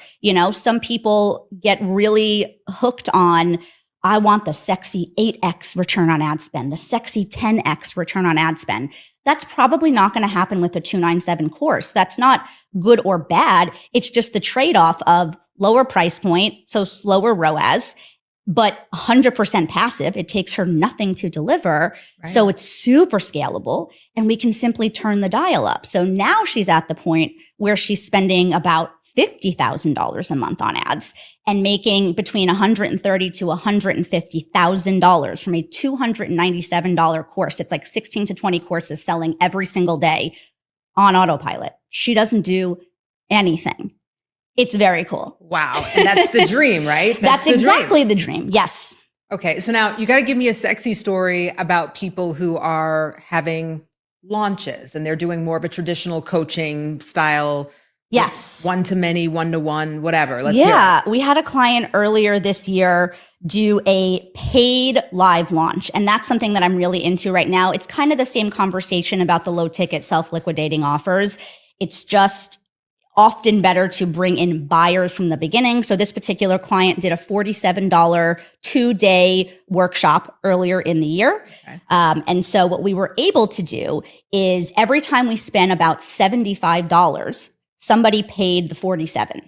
So there is a little bit of a loss on the front end. But again, that was never the point. The point was that we'd be able to fill the room of the live launch with buyers, with people who are far enough along in the process of solving the problem that this specific client solved that they were willing to take out their credit card. And so what ended up happening is that with about $9,000 in ad spend, we were able to get, I forget the exact numbers, maybe like 75 or 100 people into the room. And then ultimately from that, the conversion rate of the room into a $5,000 offer was almost 40%. Now you're never going to see that if you're running ads to a free live event, right? With free, and it's not even that free is always bad. We have some clients who still do that, but it's different because you're going to get more volume, but you're going to have a much lower show up rate and usually a lower close rate. So in this case, because we were able to bring the right people in and have such a high close rate, the overall numbers are spending $9,000 on ads. The client had a $215,000 launch. So I can't even quickly tell you the ROI on that because the numbers are too high. I don't even. Wow. It was a lot. That is incredible. Yeah. Yeah. I mean, I see it all the time. People who buy, and Yes. people who don't. Yeah. And they love to stay stuck for literally ever. Right. So this funnel of having the paid live event, Yes. that makes a lot of sense. Yes. And just in general, not that it always has to be paid, but thinking about making sure that you're not treating your ads as an opening of the floodgates. You don't want any and everybody in your space. Right. That's not good for your energy. That's not good for your email list. That's not good for anything. The ads that I run to get clients for the agency is a funnel that is direct to booking a call. So it's different. Nobody's paying for anything up front. However, when people go through that funnel, I'm not collecting their information to have just them be like a lead on my list. I don't care. A little bit of the energy of my ads is like, this is what we do and this is what it costs. Take it or leave it. If it's not right for you right now, then don't book this call. Love you, but like, don't book the call. And so there's a lot of deterrers, if you will, built in to say, hold on, are you sure you're ready for this? Are you ready to make this investment? So that when people do end up getting on my calendar, they are perfectly price qualified. Different funnel, but same thought process of making sure that we are clear about who this is for and who it is not. And making people, I don't know if it's jumping through hoops, but like having them do a little bit of work beyond just name, email, to really make sure you're bringing the right people in. Okay. Now, what are you predicting as a Facebook or Instagram ad trend in the upcoming year? I don't like paying attention to Facebook and Instagram ad trends because at the end of the day, look, there are ebbs and flows. Like one of the things that worked really well this year is a style of creative I'm sure everybody's seen, which is like mostly just text. Mm-hmm. White background, black text, black background, white text, right? But again, does that mean that that is the thing you should do all of the time, no matter what, and let go of testing because that's a thing that you heard from an expert? No. So the thing that's going to work always is knowing your messaging, knowing your positioning, doing the right testing, collecting the data, responding to the data. And that's going to always be true forever and ever. Yeah, until the end of time. Essentially, right? yes. The end of time. So for anyone now who's interested potentially in learning more about your work. Yes. Tell us who you're calling in. Who do you want to work with? What are some of the qualifiers? Who do you want? Yeah. I mean, again, we are looking for women specifically who are in the coaching or courses space. We really love working with people who are, again, clear on their transformation and their methodology, but need a little bit of support thinking about how to put it all together. Obviously, so many entrepreneurs, when you're like inside, it's hard to read the description when you're like inside the bottle, right? Exactly. That's like that saying that they say. So we find that we get to come in and say, interesting, like bullet point number 87 on your sales page is actually the thing. This is the cool thing. So somebody who's open to letting us do some of that zhuzhing, if you will, not ever at the expense of the client being the expert and the visionary, because that has to be there all of the time, but being willing to let us say, what if we talked about it like this? What if we brought this thing to the forefront? Because at the end of the day, it's all just a test and we let the data speak for itself. And so those types of humans are really great partners for us. This is fantastic. Now, where do they go to find out more information? We are at theadgirls.com. Very easy. You'll see all the information on our agency, the clients that we've worked with. And the next step, if anybody is ever interested in working with us, is you'd book a call with me directly and we'll just have like a super chill, no pressure chat and explore what's possible for you. Well, this is incredible. This was such a great conversation. I mean, you were talking to the ads queen herself for female entrepreneurs. And so that's quite a treat. Well, I want to thank you for being with us. This was so fun. A lot. Amazing. I love it. Well, thanks so much. We'll see you later. All right. See ya. Well, on today's episode, we have a very interesting guest with a unique background. And if you happen to be a business owner or entrepreneur, you are in for quite a treat. So let me give you the intro. It's quite the intro. So she is a she's a former professional tennis player. And she also worked at the New York Stock Exchange and was one of only 20 women on the floor, which is quite an incredible feat. And so she's built her entire life again and again, and reinvented herself, even after having a very profound loss. And then she took these skills and decided to teach others, especially entrepreneurs, how they can navigate changes in their business and reinvent themselves time and time again so that they can have a reinvention in their revenue. So this is quite an interesting guest. Welcome, Carol. We are thrilled to have you. Thanks for joining us. Thank you. I'm so excited to be here. Well, tell us a little bit about yourself, if you can. Tell us a little bit about kind of your background and what you're doing now. And then we've got plenty of questions to ask. Well, I've always worked under pressure. I've always had jobs where I'm one of the few females in a male-dominated industry. And so, working under pressure it was either walking out onto the tennis court or walking onto the floor of the New York Stock Exchange. And I really learned a lot in those experiences. And I think I learned something that they never teach entrepreneurs. And that is that you can have all the coaches, the strategies, the money, but if you lose your internal capacity, that everything stalls, nothing flows. Wow, exactly. And so how did you start putting these two things together, your past experiences and entrepreneurship? Like, how did you learn that the lessons from all of these previous experiences would translate into entrepreneurship? Yeah, I rebuilt myself step by step. And along the way, I learned a lot of lessons. And now I'm really excited that I have this program that I teach founders to reclaim their capacity, rebuild their momentum, and reignite their revenue. Oh, I love it. So for anyone that's watching, that's wondering, well, what do we mean by, rebuilding their capacity? What does this look like in tangible terms? Like, what does it mean? Well, when your energy dips, your launches dip, when your clarity drops, your business kind of like, it just doesn't go anywhere. And if you're carrying around all of this like emotional overload, then you can't make any decisions. And money doesn't really know hustle. It knows frequency. So it does respond to, revenue responds to the founder.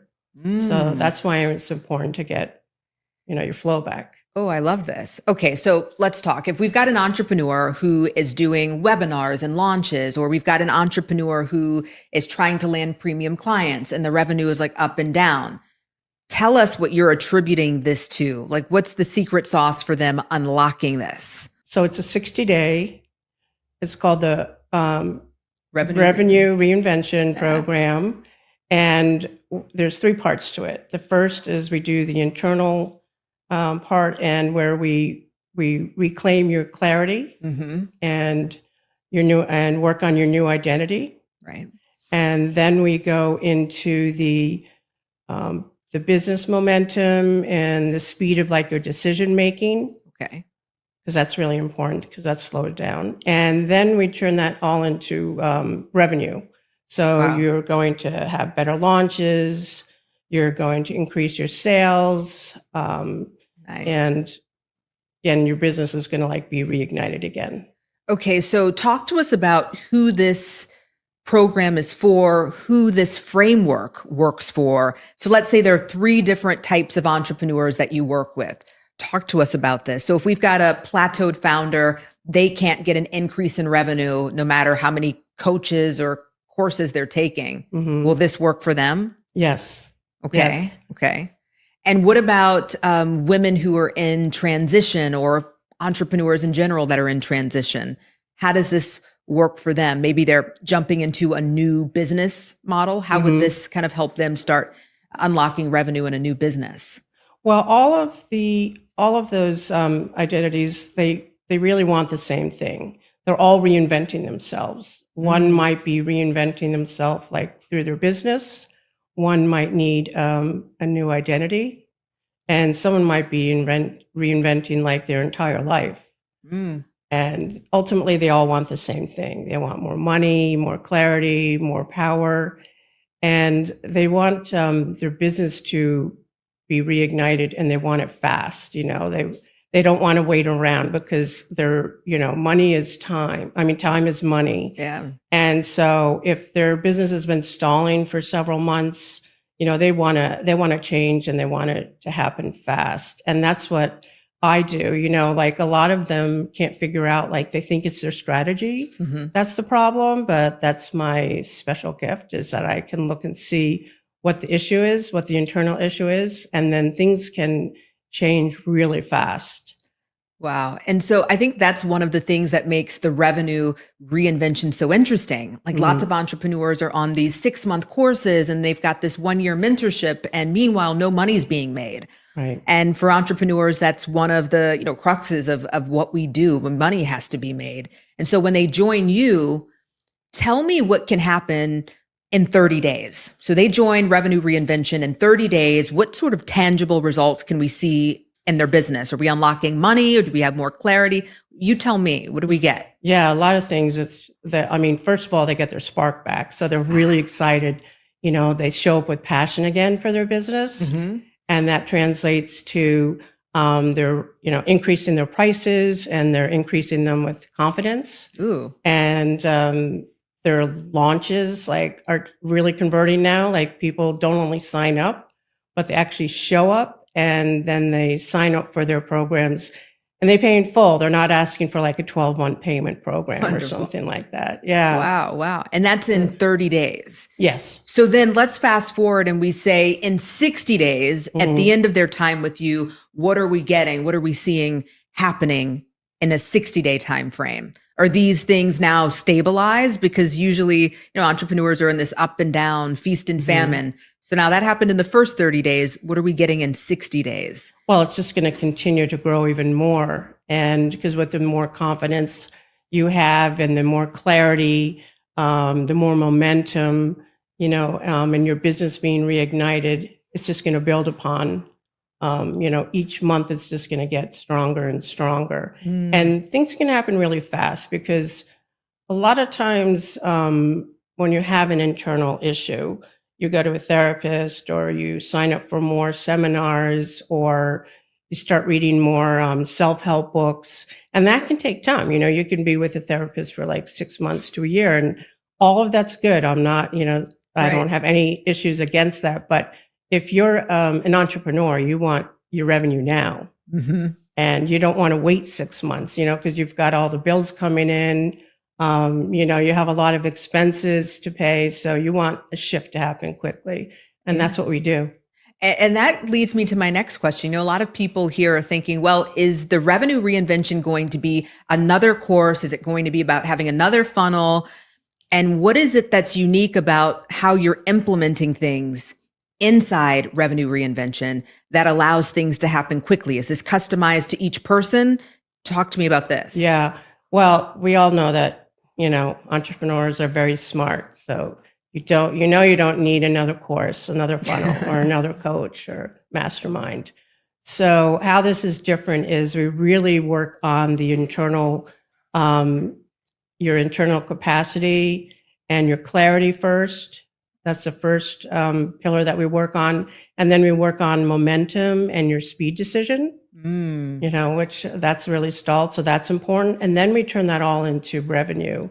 And that, means with those 3 pillars, your launches are going better. You're charging more, you're making more money. People are showing up for your programs. They're saying yes faster. Nice. It all builds upon itself. Oh, I love this, because most entrepreneurs, anybody watching that's an entrepreneur, has probably spent many thousands of dollars on programs and strategies. And oftentimes they already know these things. Yeah. And the programs are talking about the same things, and yet nothing is happening Right. to their revenue. It's not increasing in any way. And then that leads us to exactly what you're talking about. It's this identity and the internal shift Right. that gets them to the next level. Okay, absolutely. So let's see here.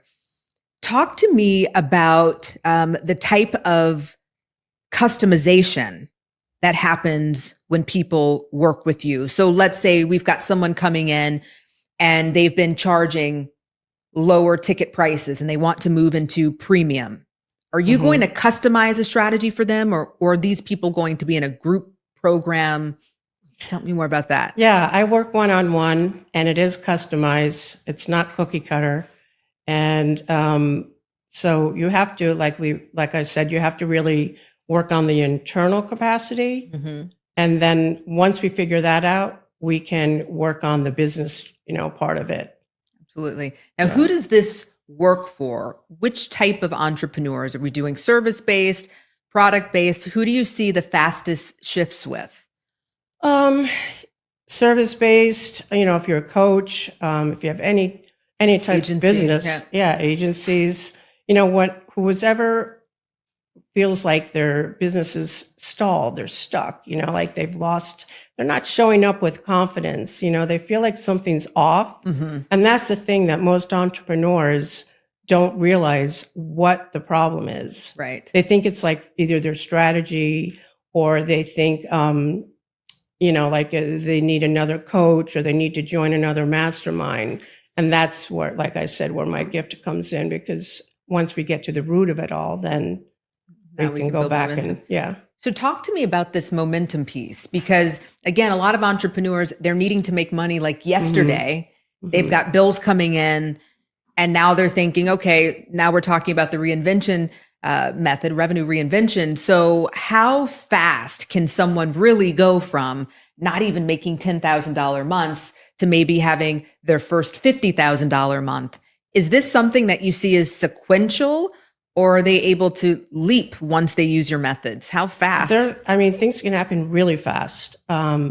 We take care of things and we get things done. There are shifts that can, an entrepreneur can turn things around in days, not like weeks or months. And it's really exciting, because once they really get excited to show up for their business with confidence, things shift, and their whole audience knows it. It's like people can sense their different energy, and they start, saying yes faster, and so it doesn't take months, like we said before. Now, how does this work with the procrastinating entrepreneur? We all know the procrastinating entrepreneur, and at some point, maybe we've all been that person. Yeah. The one that can't make the decisions about the content, the one that, is unsure whether they should buy this or that or hire the VA. How do your methods work with them, and how does them releasing procrastination lead to increased revenue? Well, that's the whole problem with them, right? Is that they're not making any decisions.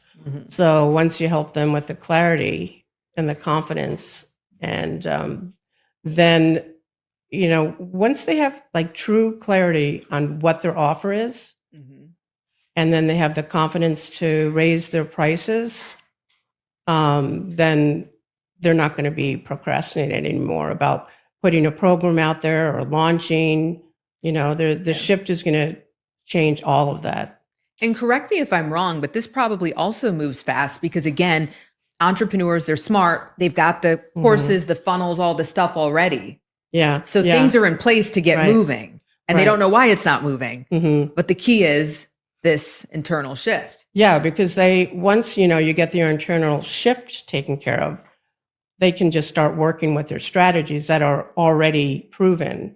Wow. So they can just take over with that. They don't have to find a new strategy or find a new coach or funnel or course.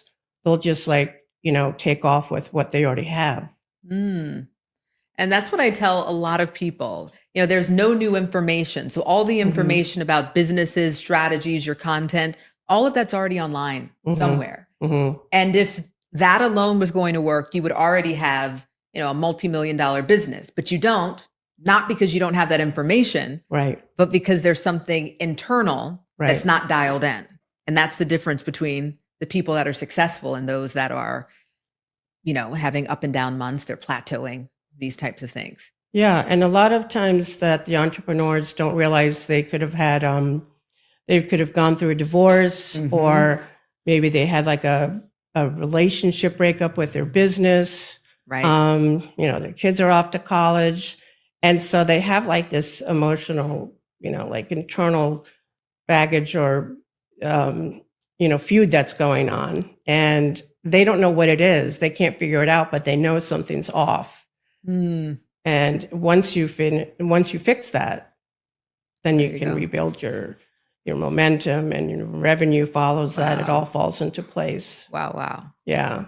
So your background as Mhm. a professional tennis player is pretty profound. So tell me, how does this tie into entrepreneurship? Why does this make you Mhm. a great strategist to help these entrepreneurs unlock revenue?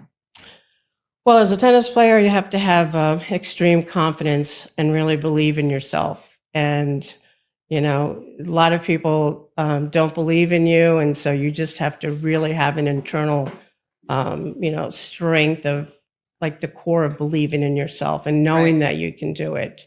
And you can rise above any obstacle that comes your way.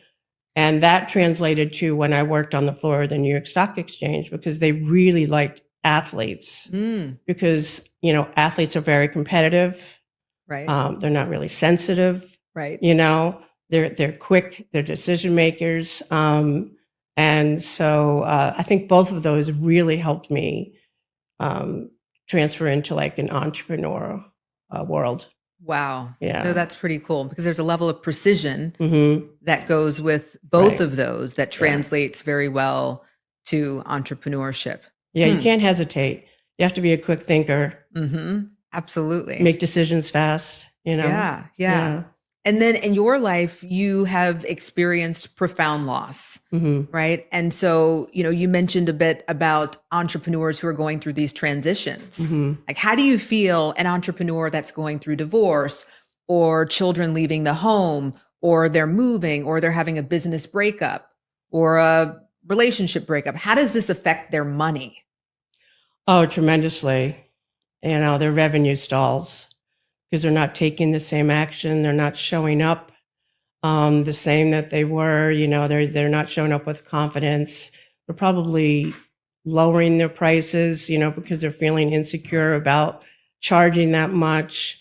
It really affects everything. And but the problem is that most entrepreneurs, like we said, like they don't know what to do. Mm-hmm. They just, they keep going from, well, maybe it's a strategy. Maybe I need another program. Maybe I need another funnel. So it's really important that you can't figure it out on your own. I mean, I had to get help too. So it's important to work with the right coach that's been where you've been Mm-hmm. and Exactly. now is, Exactly. yeah.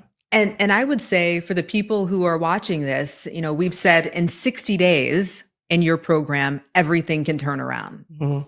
And so for the people who are in disbelief right now, who are thinking, well, I've been in these courses for 6 months and nothing's turned around. And it's because they're going to be able to take action Right. with your course. They're going to get clarity and then Mhm. they'll be able to move forward. What would you say to anyone who is thinking, okay, this is kind of interesting. Maybe this would work for me. Anybody now who's on the fence and they're thinking, I might want to find out more. What would you tell these entrepreneurs about how fast things can shift, about why they need this versus everything else, and why now's the time? Well, they haven't probably worked with someone who's experienced what I've experienced and then have, made a revenue comeback. Mm-hmm. That's one thing. And a lot of times, like I said, you can just continue to take course after course, but you're not going to get the results until you fix the internal problem that's going on. Exactly. It's if you're carrying that around with you and you're showing up with this baggage, it's never going to change. You have to Mhm. resolve that. And then, like I said, money doesn't know hustle, or it knows frequency. So once you're aligned with everything, everything flows. Wow, that's incredible. So for Yeah. anyone that wants to find out a little bit about Carol's program and wants to find a way to connect with her, we will be having a QR code placed here, and then you can check it out to be able to find out more. So Carol, thank you so much for being with us. It's been a pleasure to have you. Thank you. It's been wonderful. I really enjoyed our conversation today. Very good. On today's episode, we have two very important guests that are talking about a topic that we don't get to share as much on our show. And today we're talking about love, peace, and harmony. We've got Dr. and Master Sha, who's a global humanitarian, a medical doctor, and a doctor of traditional Chinese medicine. He's the author of 31 books, of which 11 are New York Times best-selling books. He's honored at the United Nations with Martin Luther King. He's got a commemorative award for contributions to world peace. And Alexia is here with us. She's a leading teacher, spokesperson, and assistant director of Love, Peace, Harmony. So thank you for joining us today. We're so happy to have you on. Thank you very much. Thank you so much, Taylor. Absolutely. And so let's talk for a moment, Master Sha. You know, after decades of serving communities worldwide, what concerns do you have about humanity right now? And most importantly, what gives you a sense of hope? According to the global statistics and from United Nations, WHO, World Bank, in Mother Earth now, 1 billion people suffer physical illness, arthritis, and back pain, all kind of conditions. There are 300 million people suffer depression, 280 million people suffer anxiety. There are 700 million people in severe poverty.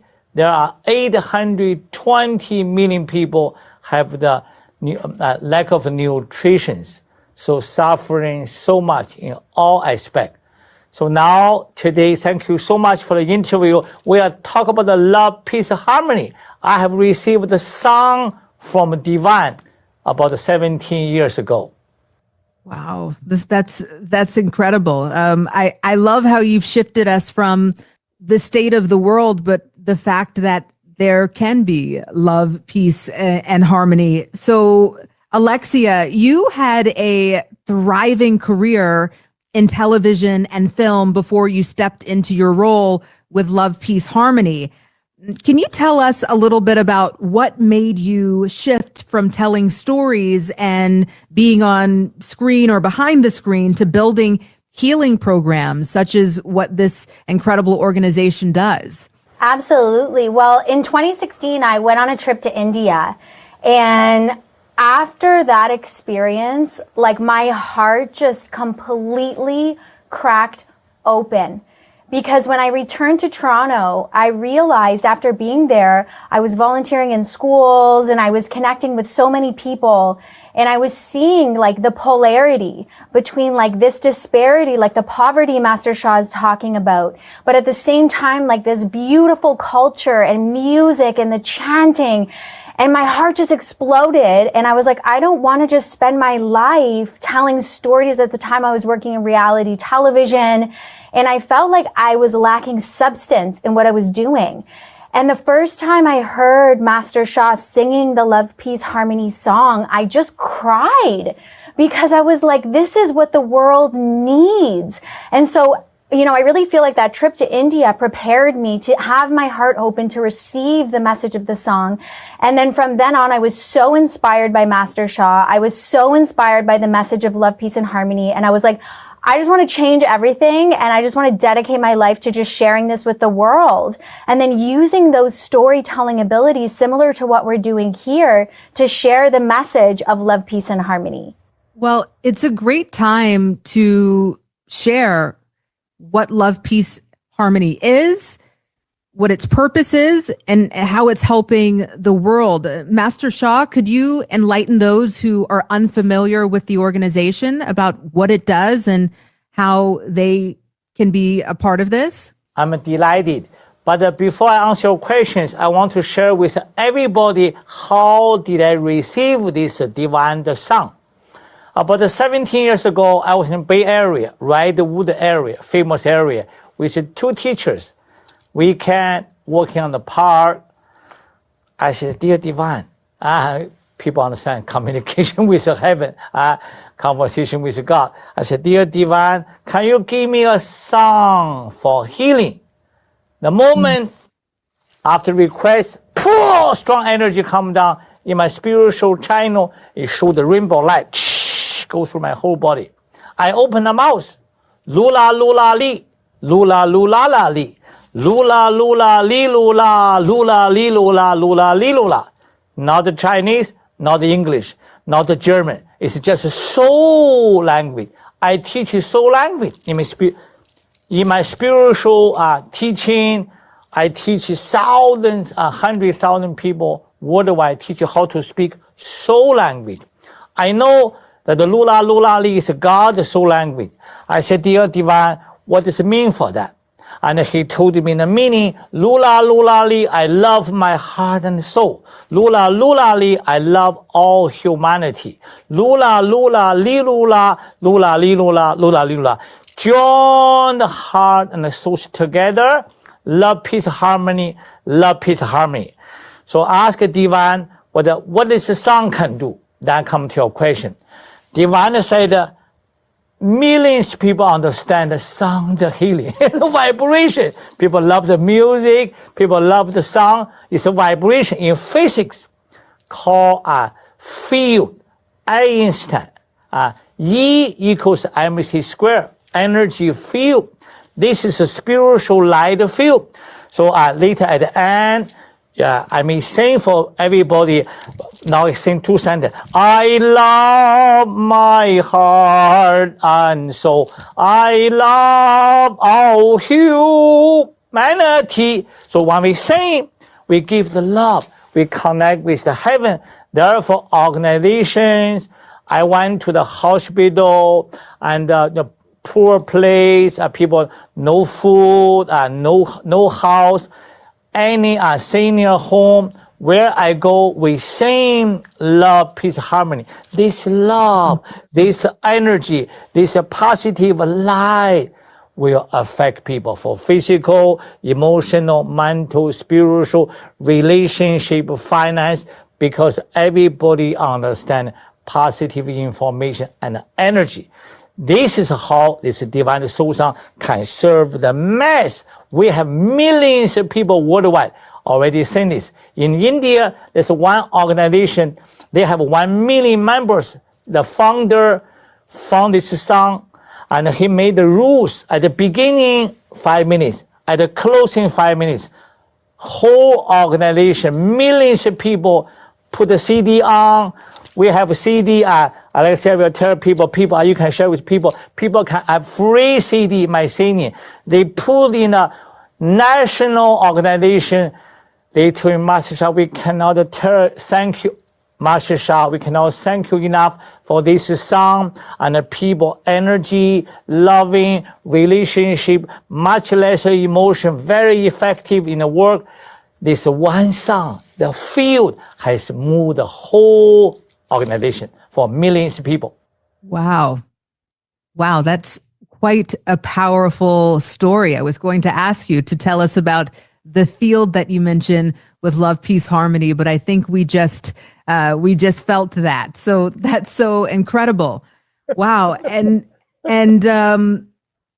tell us a little bit about, Alexia, if you can, what is Love, Peace, Harmony doing within the communities around the United States? What are we seeing here? Oh, yeah. So we work similar to what Master Sha had just shared. I mean, in all different areas of society, and we offer programs that empower people, their mental health, their physical health, their emotional health, using the power of the Love, Peace, Harmony field, which includes the Song of Love, Peace, and Harmony, as well as this powerful calligraphy that Master Sha is going to share more about. both of which activate this frequency and vibration that align us with the message of love, peace, and harmony. And that can bring us into that balance that's needed for our lives.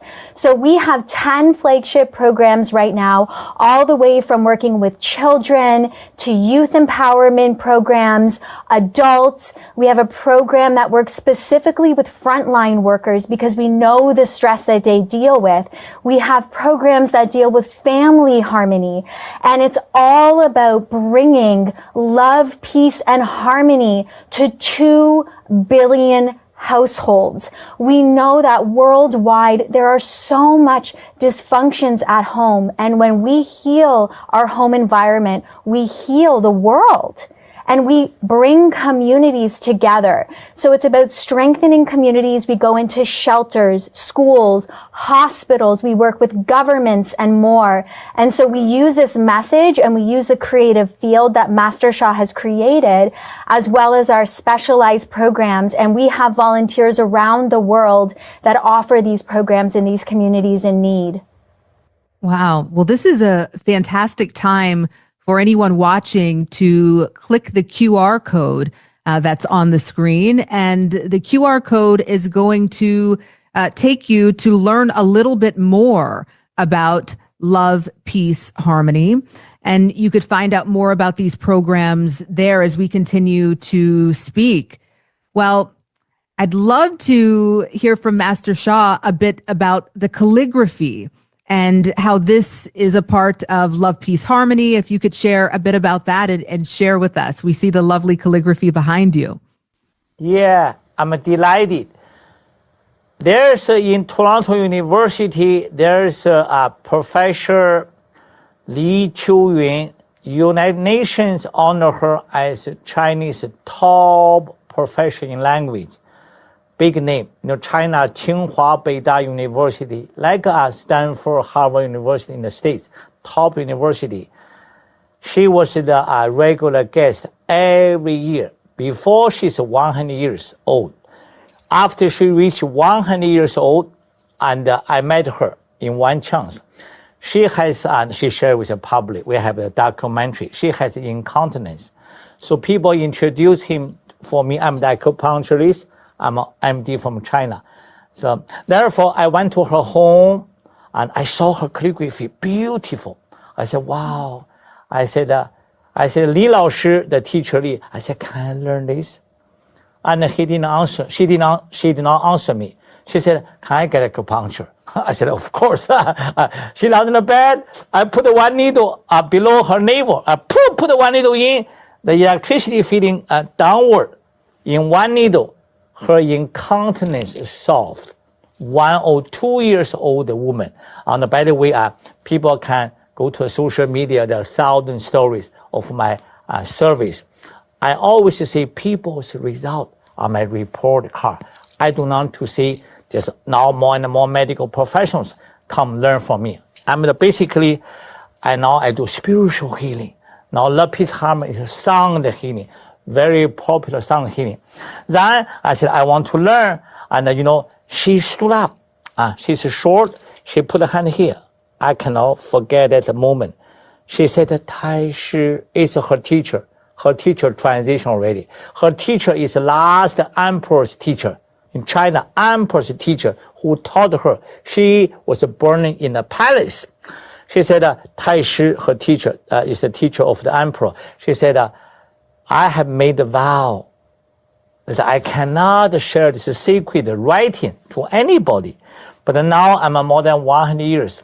Dr. Sha is a doctor, is a healer, and he gave me a treatment. In one needle, I feel my incontinence disappeared.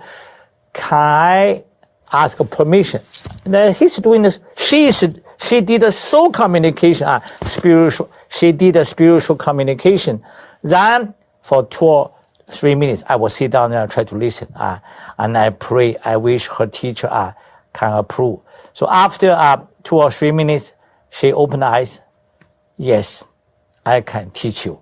I was so happy. Chinese way, she's more than 100 years old professor. Chinese way, spiritual. I'm the spiritual being. Me bong, I nailed to the floor. I said, I cannot honor you. and she put her hands on my crown chakra. We have the videotape. And she said, I have decided to teach you this sacred art. My teacher approved. I will give my whole life wisdom in a spiritual transmission to me. I'll take a few minutes. Wow, my whole body vibrate. That's why I learned a sacred art. My art is a healing art. Now I can share with the public. Love, peace, harmony. The middle part is a peace. It's like this. You know, China, ancient teaching, calligraphy connect with the source. Everybody know Tao Te Ching. Many people know Tao Te Ching, author of Lao Tzu. Wen Dyer wrote the translation. So many country leaders, successful people study Tao Te Ching. Tao Te Ching, Lao Tzu gave the concept. Tao is the ultimate creator. It's not a religion. So therefore, it's called Tao calligraphy. When I hold a brush, I connect with the Tao source. Then when I wrote it, Tao source put the invisible light. For example, everybody relax, do like this. You can put a hand like this because we received a great interview. You put a hand like this, face the calligraphy, just like this, relax. Choose one part of the body. You know, some people knee pain, some people shoulder, some people heart, not a piece. This is a piece. I just trace it 2 times. Chinese call relax is a portal. When you do like this, there's invisible light, spiritual light connect with the source.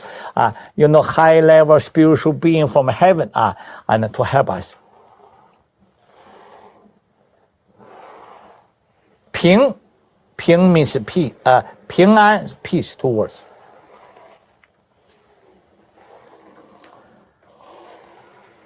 We have I love my heart and soul. I love all humanity. Join heart and souls together. Love, peace, and harmony. Love, peace, and harmony. We have in lovepeaceharmony.org, you just now show the connection. I have this song is freely shared with humanity. Just now Taylor said, basically, for example, people are pain, inflammation, tumor, even very serious conditions. We have thousands of heart-touching stories. How does it work? So simple. See the studio, the light, you switch off, dark already. Morning, rising sun, light up the dark night. So this is spiritual light. People have not realized what I love my heart and soul. I love all humanity. When you chant with me, the spiritual light wash out the blockages. There's not a metaphysical body, emotional body, mental body, spiritual body, relationship, finances. We have some dark, gray, blocked area. Washed out. That's the way how it works. That's the way how it works. Wow. Thank you. Wow. I was going to say again, how can we share more? And I think everybody's feeling this all over the place now. This is fantastic. So, Alexia, can you share with us a story of where Love, Peace, Harmony has really impacted a community or group of people from the donations and money it receives? Obviously, it's a nonprofit. So let us learn a little bit about what this looks like and what the impact in the communities is. Absolutely. Well, first, we have thousands of stories of different communities all around the world. And really, we're focused in the United States at this moment. And one of the stories I'd like to share with you today is from an after-school care program in Atlanta, Georgia. And this year marks our 10th-year anniversary working with them, and they've been integrating the love, peace, harmony practices, the calligraphy, the song, and also the philosophy and values of love, peace, and harmony into their program. And they have seen extraordinary results, especially with the children, but not only with the children, with all of the workers and with the families of the children. So a lot of the children in these after-school care programs, they come from challenging backgrounds, low-income neighborhoods. There could be trauma and violence, behavioral issues. They have a lot of children that have autism, they're on the spectrum. And so there are serious challenges in the day-to-day. And by using the Love, Peace, Harmony song, and even by using the calligraphy tracing, they've created different parts of their program where they actually empower the children to self-regulate, to heal their emotions, to heal their behavior, to allow them to feel balanced, to feel calm, to feel harmonious throughout the day. And they have seen such a significant decline in the behavioral outbursts of the children. They've seen more harmony, everybody working together. And it has actually had an impact where even the families are saying, what have you been doing with my kid? Because they are so much more calm at home. They are not having as many temper tantrums. You know, they're relaxed. Like, tell me what is going on. So it has had this ripple impact. And not only that, but we have seen in a lot of these neighborhoods, these generational trauma that's passed on. And what this program is helping to do is actually heal that generational trauma so that actually these children can move forward and flourish. So children that were previously receiving detention and being reprimanded for behavioral outbursts are actually being treated with unconditional love. And they are having an opportunity to transform themselves and to learn. And by using this program, we've seen kids able to graduate, go to high school, actually even go on to university. And some who've graduated the program have actually returned to mentor another generation of children. So we're seeing the sustainable and long-term positive impact of using love, peace, and harmony for the children, for the families, for the workers, and for the whole community. Wow, that's pretty incredible. And as a mother myself, I can tell you that, you know, it really does start with the children. So great work that Love, Peace, Harmony is doing.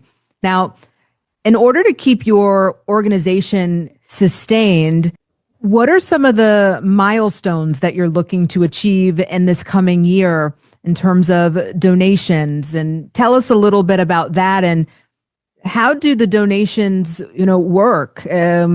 Tell us how impactful the different amounts are, if you can. Absolutely. Well, the donations are critical. We need the support to be able to move forward. Master Sha has an amazing quote. It's one of my favorite quotes of another teaching that he has called the 10 Da, and it's for flourishing. And so what he says is the flourishing is more resources to serve. So the more resources that we have, the more people that we can serve, the more programs that we can share around the world, and the more lives, just like what I shared with you, we can positively impact. So the donations are absolutely vital for the sustainability of Love, Peace, and Harmony. And so we deeply appreciate all of our donors. One of our major and very simple and accessible callings right now for everyone watching is to simply join our monthly membership. So we have created a monthly membership that's $35 a month. And what this does is it actually allows you to become a part of the Love, Peace, Harmony global family.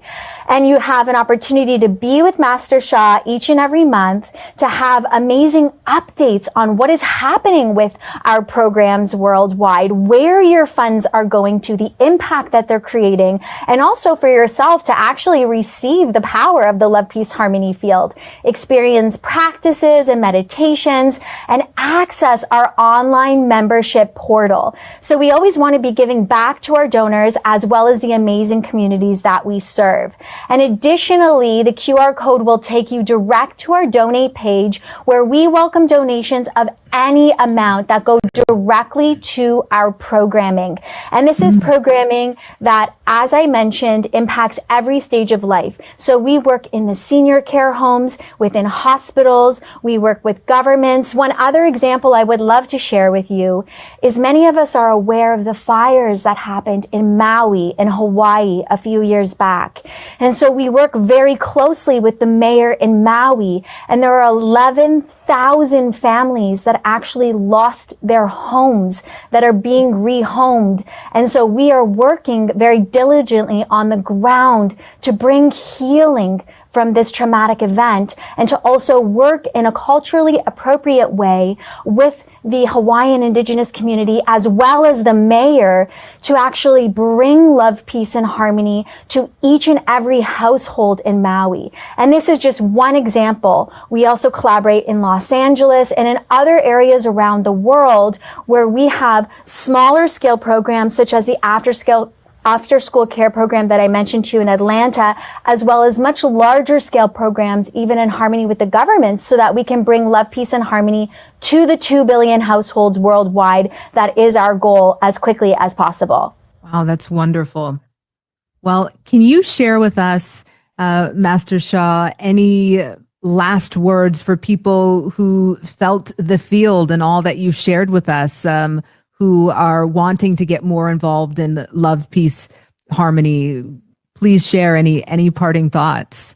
Thank you so much. We all have love. We see the sufferings for humanity.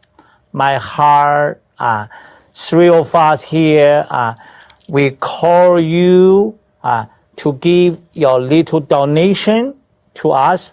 I'm so grateful. I want to share with the public. Some people saw my love and heart. We have some people donate huge amount of money every year, but we're asking $35. If you can give us, support us, but some people give us $1 million. It does not matter. Even you give me even you give us $35, we are so happy. We appreciate it. Like a children's hospital in Toronto and a fire in Los Angeles, every major disaster we serve. We call humanity. If every household sing love, peace, harmony, the field can make a huge difference in Mother Earth. So therefore, download the soul song, become the member. Every month I will sing, like Alexia shared, we're going to sing, we're going to update everybody, and offer, I will, as a healer servant, I will offer major healing for the members. Let us join the heart and soul together to move love, peace, harmony, to serve humanity in Mother Earth's special time. Taylor, thank you so much. Alexia, thank you so much. Thank you all the listeners. Love you, love you, love you. Thank you, thank you, thank you. Oh, wonderful. Thank you so much for joining us, Master Sha and Alexia. Thank you so much.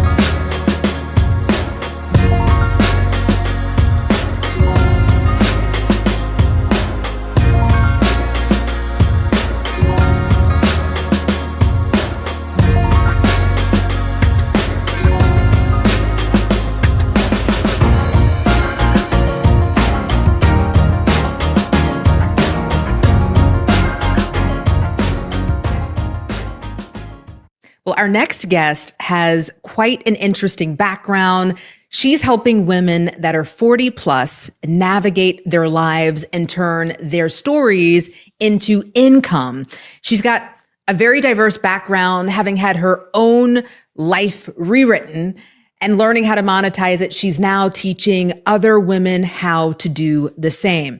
Now, what's interesting is that she's able to hone in on the fact that as women, a lot of us have spent years and years of our lives serving and helping other people. Now, how do we take the lessons that we've learned from our lives and turn them into something that we're able to monetize?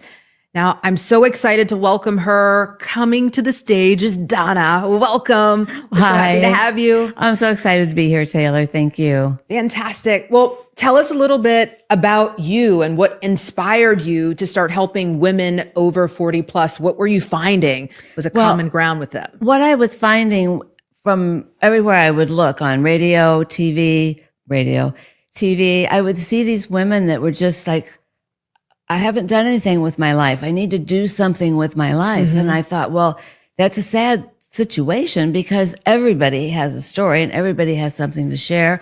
And I believe that that is what we're here to do, is to use our lives and our stories to help other people. And I myself, having had a life that I just didn't like my whole life, and being able to turn that around and have a life that I never thought was possible for me, has really made a difference in my life. And I want to help other women do the same. Now, is this about them taking their lessons and, using this as a form of therapy? Is this about monetization? Tell us kind of what your purpose is here. Well, it's not a therapy, definitely not therapy. And it's not a typical writing course or that type of thing. It's definitely not a mindset course.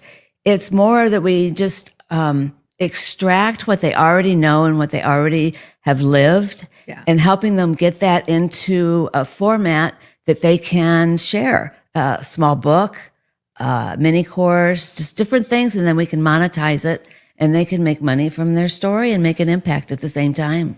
Now, for the women who are watching this right now thinking, well, I don't have any experience. I don't have what it takes to make a book, a talk, a story.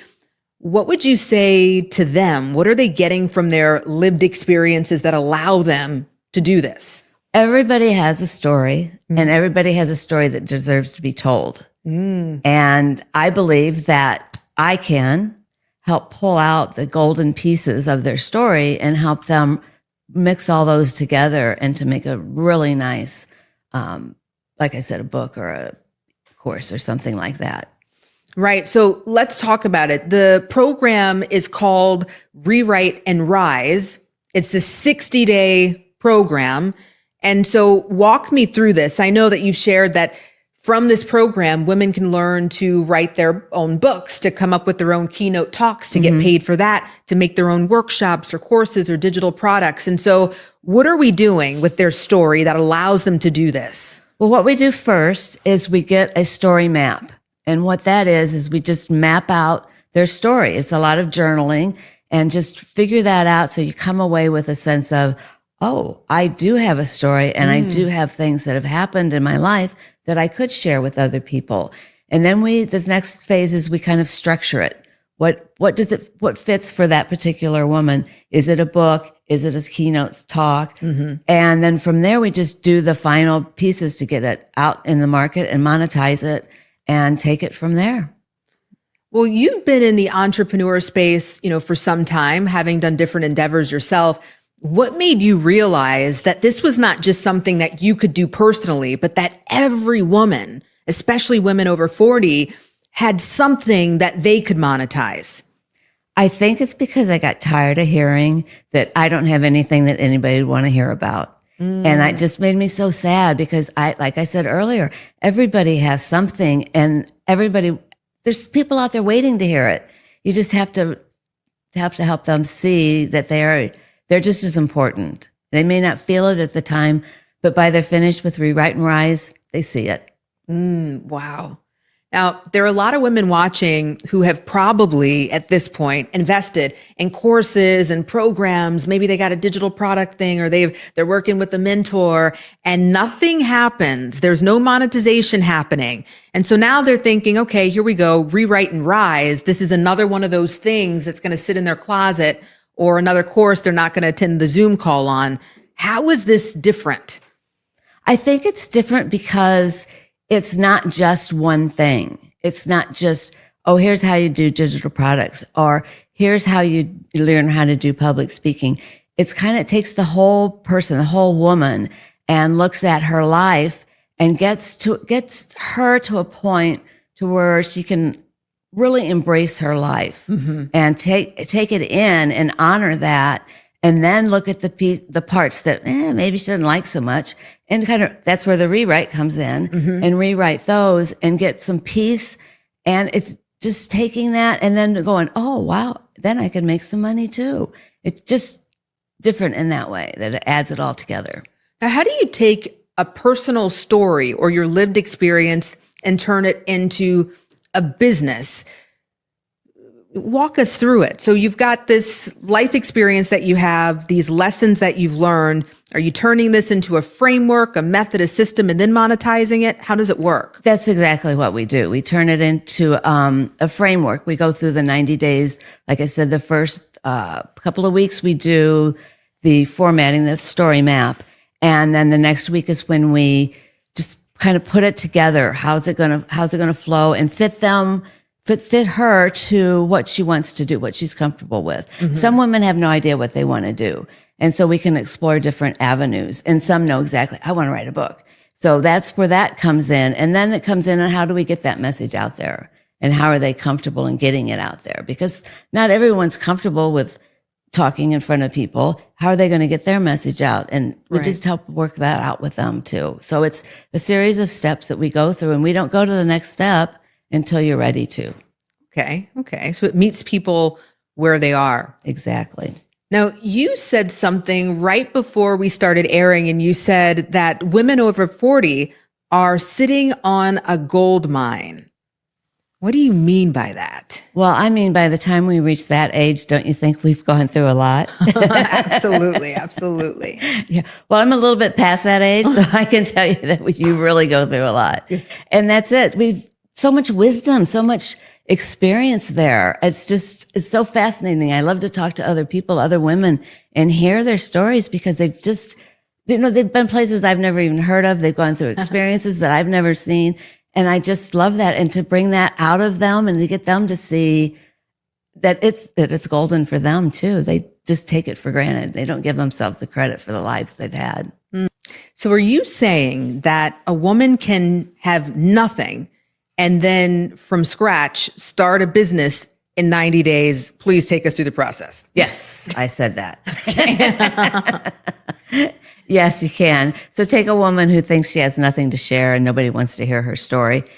And we extract her story from her and turn it into a product that she can sell. So there's basically the 3 steps. Okay. And so at the end, they have a business telling their story, and their story begins to make an impact, leave a legacy, and give her some income. Now, if someone's never set up a business before and they don't have the portals and they don't know how to set up the payment systems and they don't know how to put the book together or the talk, is Rewrite and Rise going to help them with all of this? We're going to help them with everything because that's, I think, a lot of the reason that women in that age category and above don't do anything with their lives or their stories because they feel like they need to have more technical skills. They need to have more, a bigger network, things that they think they have to have that they really don't need to have. And we help them with that. Okay. Talk to me about visibility. So now that a woman has put together this offering, you've helped her do that, it's ready to go. And then at the end, they might say, well, I'm not good at social media. I don't have a following. How am I going to be able to monetize this? And the imposter syndrome starts to set in. How are you helping them with this? That's a good question. How do you help them with that? there's different things that we can do with that. There's different things there's other avenues than social media. That's for sure. And there are so many organizations and avenues that are available that it's easy. I don't want to say easy, but it's usually easy to point them in a direction that they'd be more comfortable with. Say if I'm working with a mom, she's going to be involved in mom groups and different groups like that. So that's where she can start talking about what she's doing and what she's sharing. And it just starts out by that, and then it goes on further with word of mouth. Okay, fantastic. So for anyone that is listening right now and you have sparked an interest and now they're at the edge of their seat, they're thinking, okay, in 90 days, I can start a business from scratch, and they're excited. What would you tell them for anyone that's on the fence? Tell them right now? I would tell them if there's any kind of stirring, or you're thinking, well, maybe I wonder if I could do that. Listen to that. Listen to it, because you do have a story. You have a story to tell, and you have a story that people are waiting to hear. And I can't encourage you enough to take that step. It's scary, but it's the best step you'll ever take. So for anyone that's interested in learning more about Rewrite and Rise, you should scan the QR code right over here, and you'll find out more information about this. Well, Donna, it's been fantastic having you on. Thanks for joining us. Thank you, Taylor. Well, today we have quite an exciting guest. She has a wonderful story that she's going to be sharing with us, and I've got to give her this introduction. She has a very powerful story of resilience and reinvention, and she's going to talk to women 40 plus, how they can have the same shifts and achieve everything they're looking for in this life. Now, she's going to tell us a little bit about her story, but she's gone from having a divorce, being a single mom, taking care of her ill mother, living off of $50 a week, if you can imagine. And now she's the creator of something called the Soul Fueled Shift that's changing the lives of women all over the world. And it's helping them not only reclaim their energy and their intuition, but also their finances. So welcome, Lisa. We're so happy that you're joining us. How are you? I'm great. Thank you for having me. I'm super excited to be here.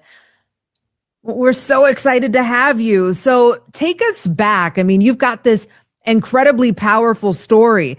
I mean, at first you were a single mom. You were going through a divorce. You were taking care of your mom. Set it up for us. Tell us what you were experiencing. So what happened was, in my marriage and in my life, I'd been programmed to just serve everybody else. I was exhausted. I was burnt out. And I realized this and left my marriage. But at the end of it, I was left with 5 years bad credit, my mum to look after, nowhere to go. I actually had nowhere to move into, but I had to leave from an abusive marriage. And I realized what was going on with me was all my thinking and my way of being and my energetics had created that, all the programming, and I had to uncreate it. And I sat there one day in my room, sitting on the bed with my journal going, I've been hustling towards goals that aren't even mine. I've been looking after everybody else. I have been serving everyone else and not listening to me. And I was exhausted and overwhelmed, but I realized I had to go in. I had to go into me and start listening to me. And that was the beginning of an amazing shift into the life I have now. Wow. And, you know, I completely understand from that story why women are feeling so deeply understood by your work. And so you're working with women who are 40 plus, so they're midlife. And I want you to tell me, I mean, what do you feel like midlife women are really struggling with right now? The problem is when you hit 40s and 50s, there's a bit of a, I'm not sure where I want to be right now. And I think a lot of that is to do with, you know, children are growing up and all those things. But also we hit this wall because of programming. We've been serving everybody else. We've been setting goals. We've been hustling. We've been just on top of all these jobs and these to-do lists. but none of them actually make us feel fulfilled or satisfied because we've been programmed into this way of being. We've had programming from little to be of duty to others and to serve others. And we've got this whole thing about mindset and how we just have to be positive with it. But actually inside, women are actually dying. They're overwhelmed, they feel broken, and they're not even listening to their own truth or goals or what they desire. So they hit this wall, but it's not really a wall. It's actually a breakthrough. They feel like it's a crisis, but it's a calling. And what it is, it's a calling back to who you truly are. And that's what happened to me at 45. Wow. Wow. I mean, that's incredible. And I think so many people who are listening to this probably felt something as you were saying all of that, because they could completely relate to something, if not all of it. And so, are you finding that a lot of women are, you brought up the fact that it's not just about mindset and positive thinking. I mean, we hear this so often. So the work that you're doing in the Soul Fueled Shift, we'll get to, all the details of it. But I think the first question is this work beyond simply having more positive thoughts and a better mindset? I mean, does it go much deeper than this? It's all about identity recalibration. The problem with mindset is it's at the surface level. It doesn't deal with the unconscious programming and patterning. And women have a lot of this. It's familial, it's cultural, it's ethnicity as well. It affects our programming. So what happens is we go to these self-development courses and you feel really motivated, but it actually hasn't tapped into what's really going on. And your identity is still the same. So you leave that course going, what do I do now? I'm going back to the old patterns. So the soul fueled shift literally takes you back into actually rewiring and recalibrating your whole identity. So you go back to being who you truly are, that intuitive, that grounded, that powerful, phenomenal woman that you were born as.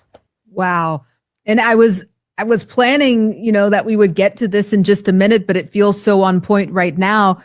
So many women are investing in courses and programs in, other forms of self-help. And what's so beautiful about your method is I think it reminds them that it's kind of all inside of them and that it's the shifting of their identity. Am I saying that correctly? Yes, because what happens when you shift the internal, the external shifts. So your whole external reality reorganizes itself around your internal. Now, this is proven by science, quantum physics. Who you're being is creating your reality. So to literally create the biggest change in your life, you actually have to go in. And a lot of self-development and courses like we just talked about, and I'm sure you've been on many of those, Coach T, a lot of them are all about the mind and not getting into the unconsciousness that is driving you right now, because we wire in these patterns when we're little and we don't know they're there. They're hidden from you. So these women turn up with these hidden patterns. And until you bring awareness to them and recalibrate them through my really potent processes, you're operating like you're driving a car with no headlights on and no glasses on, and you need glasses. And that's no good. And it's probably for this very reason that we see women continuing to reinvest in more courses and programs and never really getting the results that they want, because the results will probably come from something much deeper, like the shift that you're talking about. That's right. It's all internal. Yeah. And so I'm coming from the business world here. And so I've got to kind of bring us outside of the mindset for a minute, outside of the identity shift, and say beyond that, what are you seeing that women are also gaining from the soul fueled shift? Meaning that when they have this inner alignment, how is it affecting their finances? It's amazing what gets affected. Like for me, I purchased a house with bad credit because I got into alignment with who I truly was. And my mortgage broker was like, how did you do this, Lise? It's because I got into alignment with my true nature and I knew it was possible. And I got a mortgage with bad credit. But you have other women, I have many women that money just seems to fall into their lap. Recently, I had someone who ended up with a new job just because she shifted that I don't deserve it, I'm not good enough frequency, rewired that pattern. She got offered a job which gave an extra role, which wasn't actually that much more time. It wasn't like she had to hustle harder. And she was earning $60,000 more, which meant she paid her mortgage off. Yeah, she paid her mortgage off early, and then she purchased a piece of land and is now building a hemp house on that. Now, that all happened within months of working with me. So that's just one of the shifts, but I've got many stories of that, what happens to you financially, because you step into who you truly are, the resources show up, and money is just one of them. It's embodies relationships, your connectedness with other people as well. Wow. And you, at the beginning, you were taking care of your mother. You'd been through this divorce. You were a single mom. You were at some point living off of $50 a week. Am I right on this? Yes. My ex was forcing me to pay the rent and mortgage. And I also had rent. And my job was part-time. I was looking after my sick mum. So I had $50 left a week, but money would literally show up. People were dropping money at my door. I had money put in my letterbox. And that was because I'd gone into alignment and I was being that truly soul-fueled being. And even though I only had $50, I managed to still thrive within that circumstance. So you can still thrive even if the bank account doesn't look that way, the way that you want it. You can thrive when you're aligned. The things will show up in the most random, magical ways. Right. The opportunities come. I can attest to that, in my own life and business and everything. The opportunities show up. I mean, there's this infinite amount of money. There's this infinite amount of opportunities and solutions to everything that we're looking for. And you are exactly spot on. And when we align, that's right, then the rest of it aligns. It's there waiting to be in alignment with us. Okay. Well, tell us this. How do women know that your method will work for them? Because a lot of them have done journaling, they've done the affirmations, they've done the manifestation, they've hired the guru, they've done the mantras. But how do they know that, right? How do they know that your system is going to be different? Well, for a start, I road tested it for a decade, and it all came, my whole system came from asking me.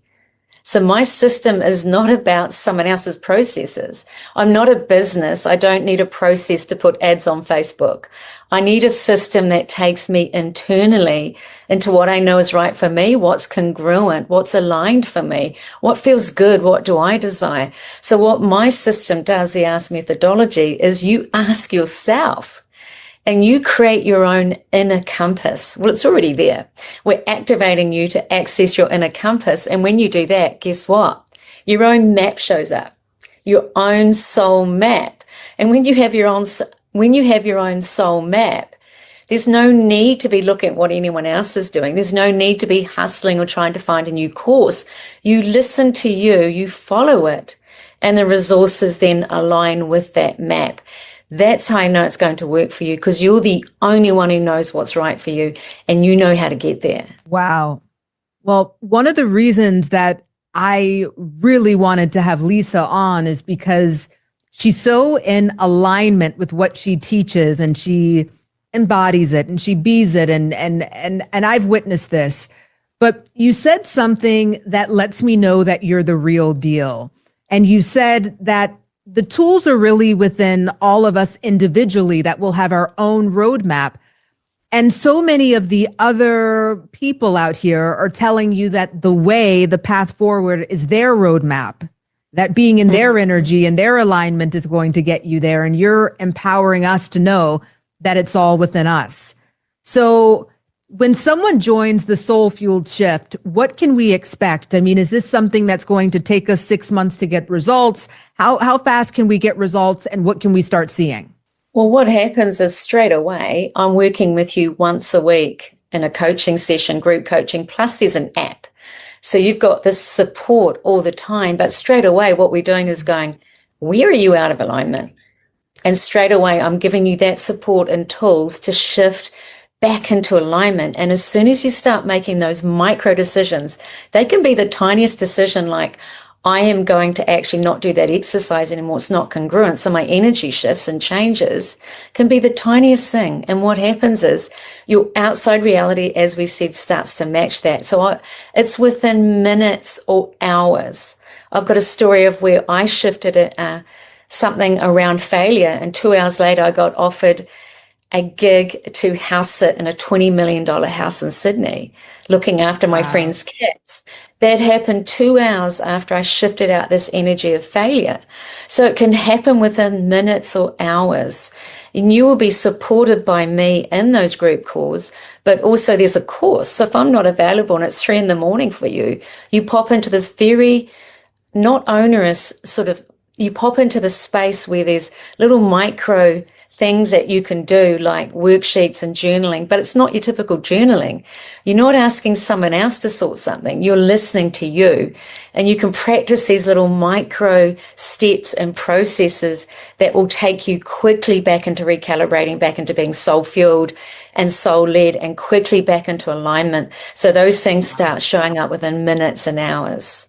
Well, for the women who are at the edge of their seat and they're feeling the pull, what would you say to them about joining the Soul Fueled Shift? Well, you're here for a reason. You're not just saying this because it's luck. It's not random. You're here because your soul is saying to you, I'm ready.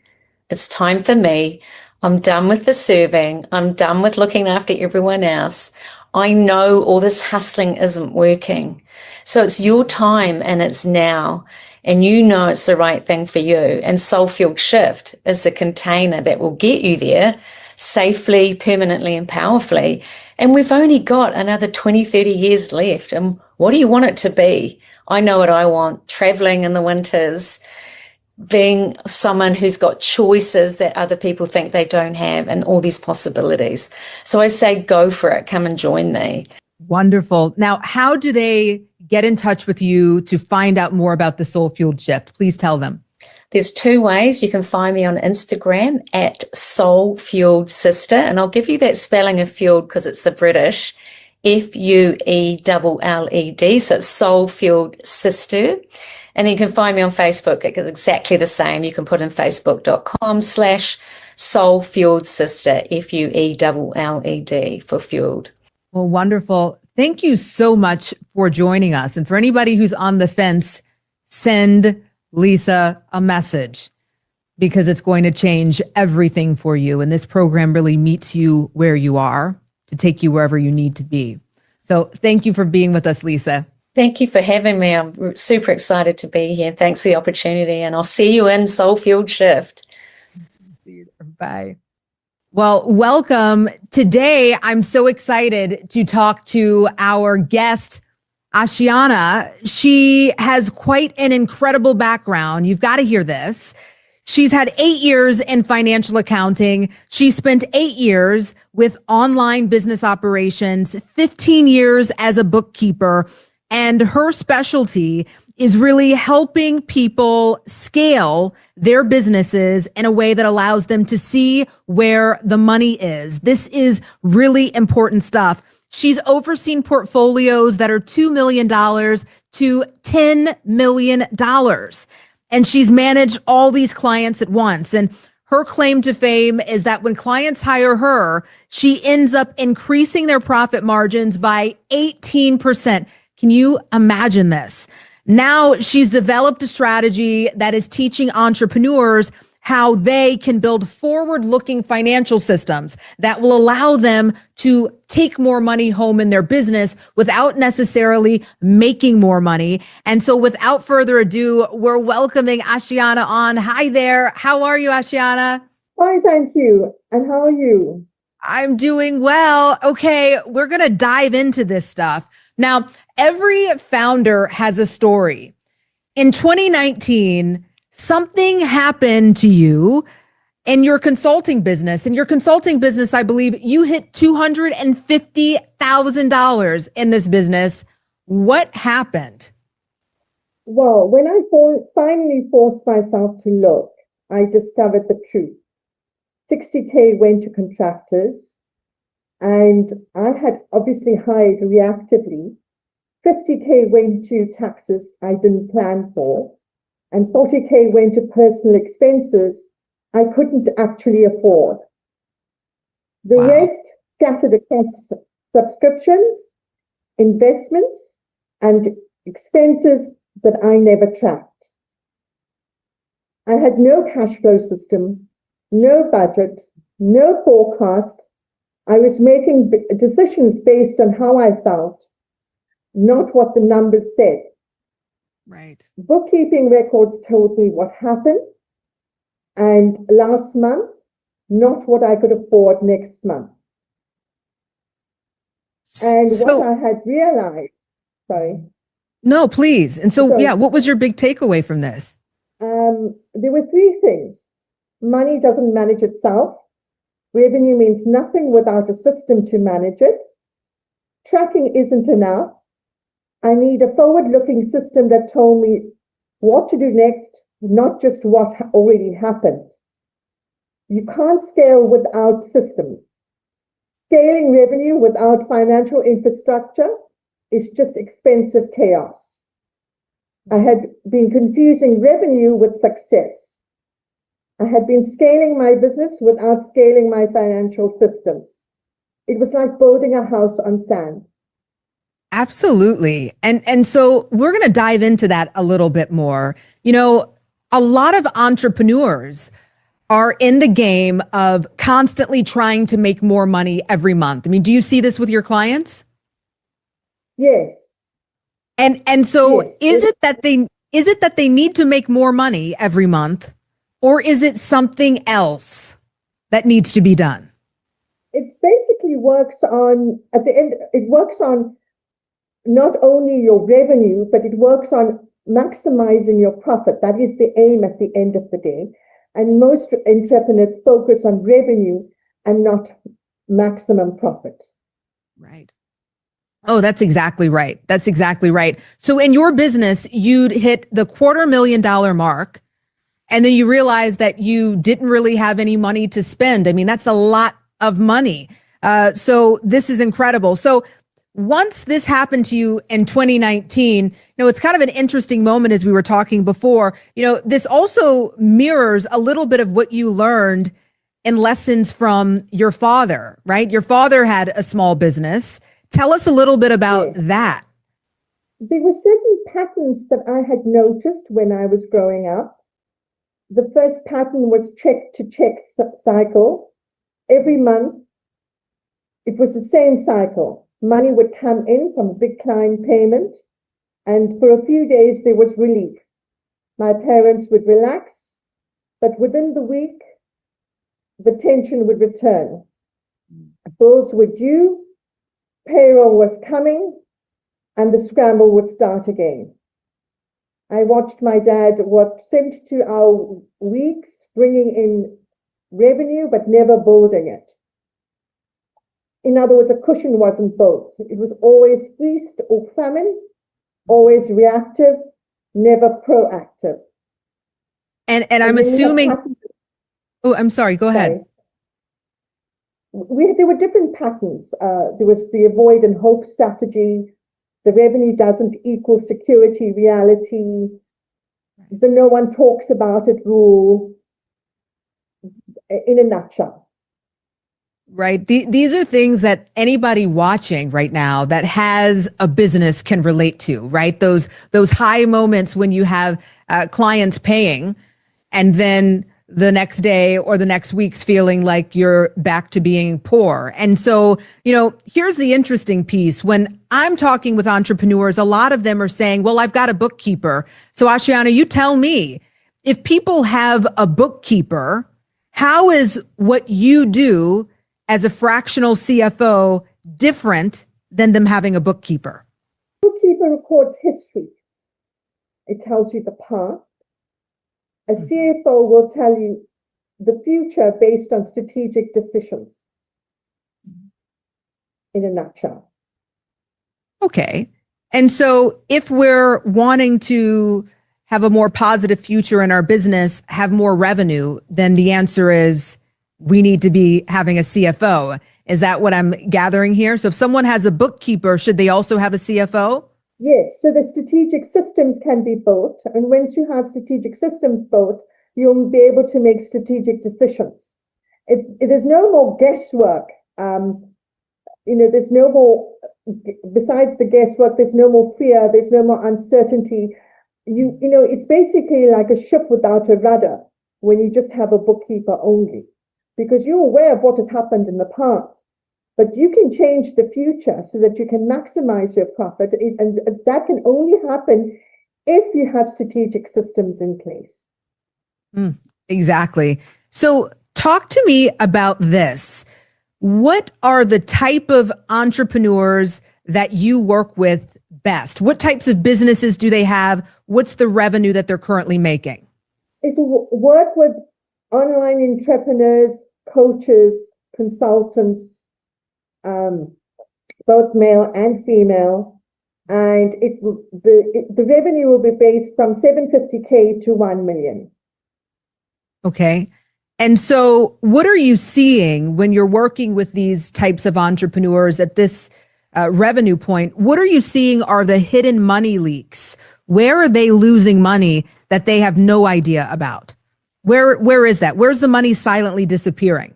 Basically, you've got different leaks. You've got operational leaks. You've got financial leaks. Operational leaks will be like a subscription creep, contractor inefficiency, underutilized tools, inefficient ad spend, untracked expenses, overpaying the services. I could go into much more detail, but I'm just giving you a précis version, and each entrepreneur will immediately identify with this. Right. And lastly, you have redundant processes. Then you have offer structure leaks, which is low margin offers, bonus stacking, underpriced offers, offers that don't scale, unprofitable payment plans, and cannibalizing offers. Okay. Then you have pricing and decision making, the last one. Your pricing and decision. Sorry. Well, with the pricing, let me ask you this: with the operational leaks and the offer structure leaks, your program, your services and systems, it will help them with this. Is that right? Yes. These leaks are like potholes. If you're on the road, there's a pothole. So what the system does is that fills the tar so that the pothole can be filled. That's basically it. That's how it'll work. And when you have pricing and decision making leaks, an example would be hiring before you can afford it, saying yes without ROI, reactive spending, not tracking offer profitability, no safe to spend number, ignoring CAC, not planning for taxes. That's just basically in a nutshell. I just went over all the potential or all the real-time leaks that entrepreneurs experience. Exactly. And so with your systems, they can help pinpoint where these leaks are and help them change them. So let's talk about this, for example. So you now plug these leaks, the operational leaks, the offer leaks, you help them with the price and decision-making strategies. And so when you've been doing this with other clients, what type of results have you seen? Tell us a little bit about some of your success stories. What do they look like? Well, basically, the bottom line is that when you plug in these leaks, you're going to have an increase in profit. There'll be situations where you can have the same workload in comparison to your original situation, but you'll have a higher profit. Wow. And so basically, and that can happen, and you don't have to increase your clients either. So you're basically looking at a system that without increasing your clients, you can have the same workload but a higher profit. Whoa. So if I'm getting this right, you're telling me that you can actually take home more money and you don't have to increase your clients and you don't have to work more hours. Is that what you're saying? Yes, That's what I'm basically saying. That's what happens when I start to plug all the leaks. Wow, this is incredible, incredible. And what are some of the other benefits, I should say, that people are experiencing? So now they've got an increased profit. They're taking home more money. What are some of the other things that they're receiving, from being able to get this financial clarity? How is it showing up in their lives and their families? You will have non-monetary gains, for example, peace, confidence, better relationships, empowered decision making, life stability, and emotional grounding. That's basically in a nutshell of the non-monetary gains that you will get. Well, I mean, the truth is, as we've talked about here, most entrepreneurs, as you're telling us right here, they don't really need to make more money. They need to be able to uncover where the money is in their business. It's there. And, they could reduce the workload. They could, have more time to spend with family, and they could be, at more peace here. It's just figuring out where's the money going.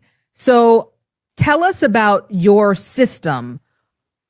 I like to get down to the tangibles. Now, you've got this system. Can you tell us, what it's called and, the duration, what it basically does? And let's break it down. First, let us know what is your system called and what does it do? Okay, it's the Financial Growth Lab, and it's over 90 days, and you'll have different phases and different benefits at the end of the 90 days, and at the end of the first week, you'll be able to see the benefits. For example, after the first week, you will have clarity. You'll be able to say to yourself, "Oh my God, this is how it's done. If only I had known sooner." And you'll have a dashboard to work with.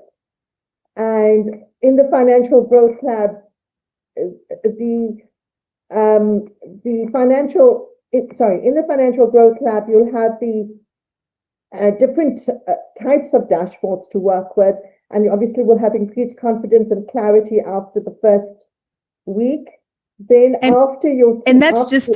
that's just in the first week. So in the first week, they're able to identify, there is money here. They're starting to see some of the leaks. Am I right on this? Yes, they are starting to see some of the leaks. Obviously, I'll be able to help them with the identifying the leaks. The dashboard will be able to pick that up very easily once you fill in the relevant figures, and so that they can generate the proper systems. Yes. So then let's fast forward from that. That's in the first week. In the first 30 days, what are we experiencing? What can people see from being in your program after the first 30 days?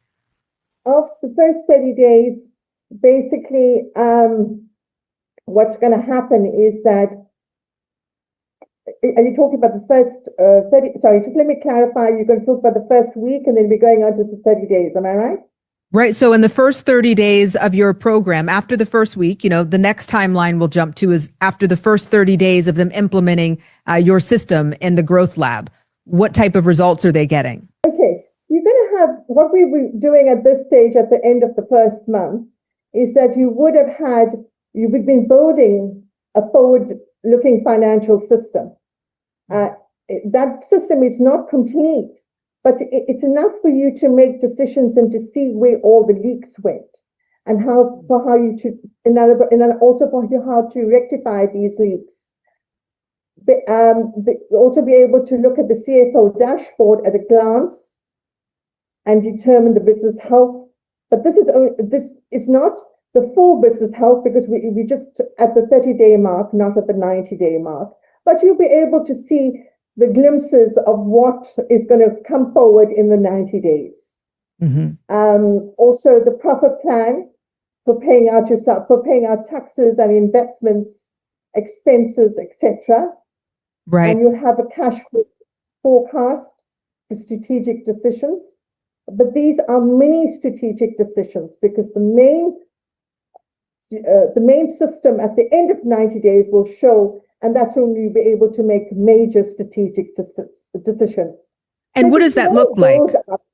Like, what are these major strategic decisions that they can make in the 90 days? Well, at the end of the 90 days, they'll be able to determine how much of money to put aside for investments, how much of money to put aside for hiring new employees, whether it's feasible or not, how much of money to put aside for ad spending, so that you can get the maximum return on investment. Those are some of the things. Oh, this is wonderful. So this is, I mean, there's a lot that your system is able to help them accomplish in 90 days. And so when you work with an entrepreneur, as a CFO, what are give me just one of the best success stories that comes to mind for you when you've worked with an entrepreneur? What have they been able to do in their business? How has their money increased? To give us the highlight reel. They're kind of so unsure, and they're coming very insecure. And they come in, basically, am I in the right place at the right time? And I think that it's kind of, yes, I need to know, but I'm not sure now whether this is going to work for me or this is not going to work for me. But at the end of the first week, I'm able to see that, look, you know what? They do have results. They are able to work with figures. A lot of them, most of them, I find, are very, they fear figures, and they regard it as the enemy. And it's not the enemy. It's really, at the end of the first week, I can see the joy on their face and say, you know what? I'm now friends now. I'm starting to become friends now. And it's a different situation, a different ball game, and they begin to open up more and really start to embrace it rather than shun it. Oh, you know what? I'll always leave it for another day. But that day never comes. You've got to act now. Right. Absolutely. Okay. So if the people watching are wanting to be a part of the lab, they want to be a part of the Financial Growth Lab, you are taking them through this 90-day experience. What would you tell them about joining? What would you tell the people who are on the fence about joining? Let us know. Basically, I would say that 6 months from now, you're going to say, I regretted not joining because I'm still stuck in the same situation. I'm still stuck with the same problems, and it hasn't been solved. And every day it's tomorrow, but tomorrow never comes, and the whole year passes. And then you've got to start all over again, and it just accumulates and accumulates and accumulates. Then you'll end up with penalties from the tax man, and that's something you don't want to endure. And also, you'll have penalties in your business because the cracks will start to show. And when the cracks start to show, it's quite difficult to fix it at a late stage. It's nice when you can see it in an early stage, and you can see the problems and you can fix it. At a later stage, it can be fixed, but it's a bigger issue. You rather deal with the issues when they're much smaller. Well, what I would say is this. As an entrepreneur myself, hiring a fractional CFO within your business can be costly. But you've got a unique opportunity right now to join the Financial Growth Lab. We're putting a QR code on the screen here for you to grab. And you can grab this QR code, scan it, and find out everything you need about joining this incredible program for 90 days. And watch how it changes your business. Watch how it increases the amount of money that you're taking home while reducing your workload, right? Watch the amount of clarity and peace that comes to you from actually being in control of your business. Now, if anything that we said here resonates with you, we encourage you to use the QR code on the screen, join the lab, learn a little bit more about it. And this is at a fraction of the cost of what it would be to have a CFO. I mean, the price is so low.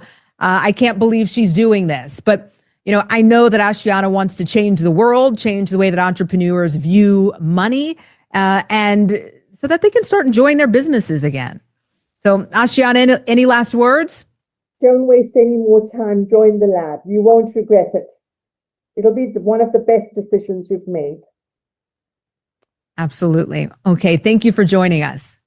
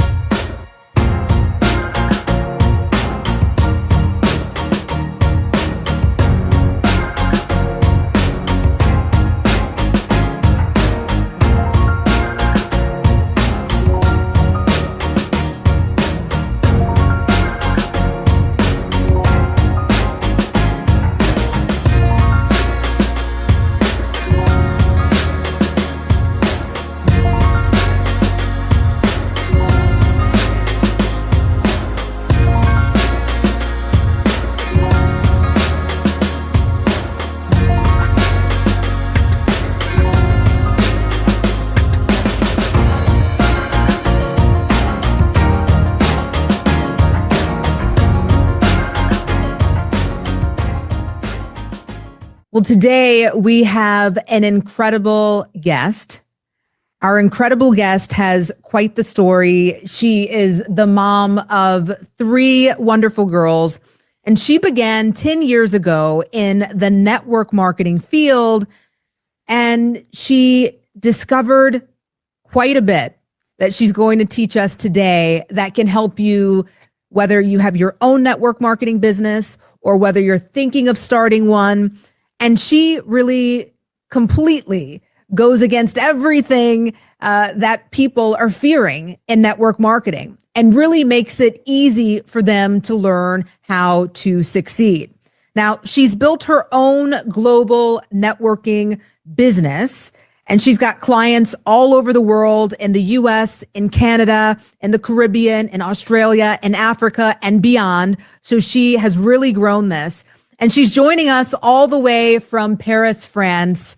Dzatu is here, and she's empowering women about one of the most important things that they can do, which is starting a business so that they can have financial empowerment. Welcome. We're so excited to have you. How are you doing?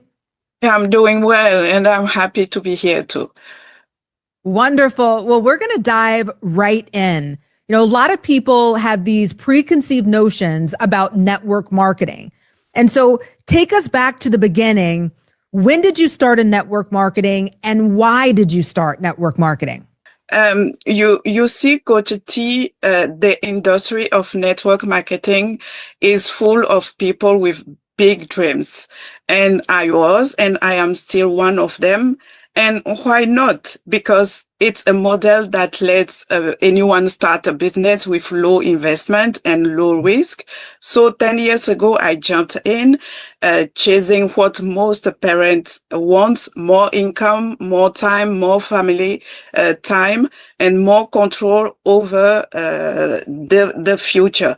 And then month goes by with success, and then come bigger frustration in the industry. And we were told to do things that we were not aligned with, but success was there. And then we were happy to be in. And I would like to tell you a story, which is something that brought me to where I am now, with something that I want to introduce to you and to those who are watching. Is that I was standing one day in my kitchen, and my 3 kids were running around, and I had just sent like a message, and I was doing what I was taught, in fact. And this person I sent this message to, I barely knew that person. And I remember this wave of shame that hit me, but I loved what I was selling. I believed in it. But every time that I hit that send message, I felt smaller, like I was bothering people, like I had become that person, the one everyone avoids at parties. And the worst part, I needed it to work. My family needed the income. And but I didn't want to trade my dignity for it. I didn't want to lose friendship. I didn't want my kids to see me as desperate. And for years, I thought the problem was me, that I wasn't bold enough, that I wasn't pushy enough. But it wasn't me. It was never me. It was the system I had been taught. And once I realized that, everything changed. Wow. Okay. Wow. What a powerful, powerful story. Because when people think negatively of network marketing, this is exactly what they're talking about. It's this idea that they're going out, they're talking to people, sending DMs, sending emails, asking everyone at their child's school, can they buy this or join? And that's what keeps a lot of people out of network marketing. And so you're telling me, and we're going to get to it, but you're telling me that there is a way that you can be successful in network marketing without doing that. Do I have that right? Yes, exactly. There is a way to do it. And I would say that I went through few things that brought me to what I want to talk about that can bring success.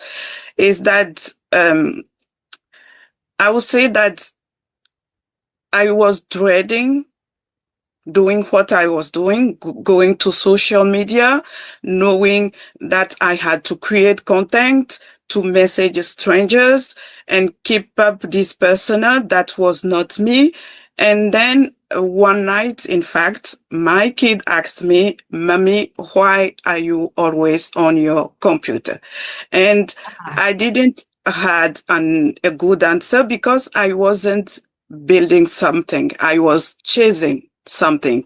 And that same night, I checked also my bank account, and it was that tiny amount that I found. And then I broke, and then I cried that night.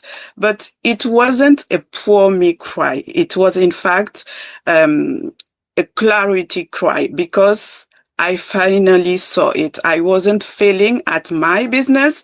I was succeeding at a broken method. The script, the cold messaging, they just post more content advice that I was giving. None of it was designed for someone like me, someone who value relationships, someone who wants to build something lasting, not just recruit people.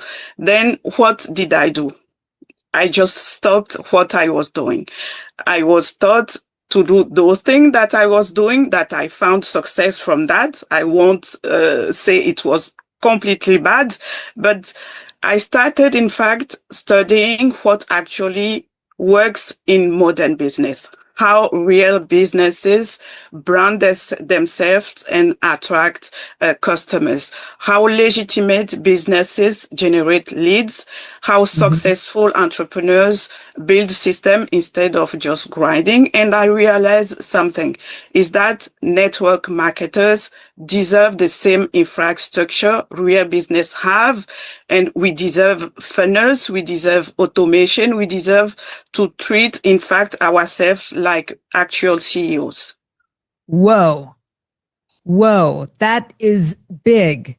You know, this is incredible. And so I love it. And so tell us about this system that, you know, you're a part of and have built that allows network marketers or people who are wanting to join network marketing, because I'm sure there are people watching that want to join. They just don't know how they would go about it.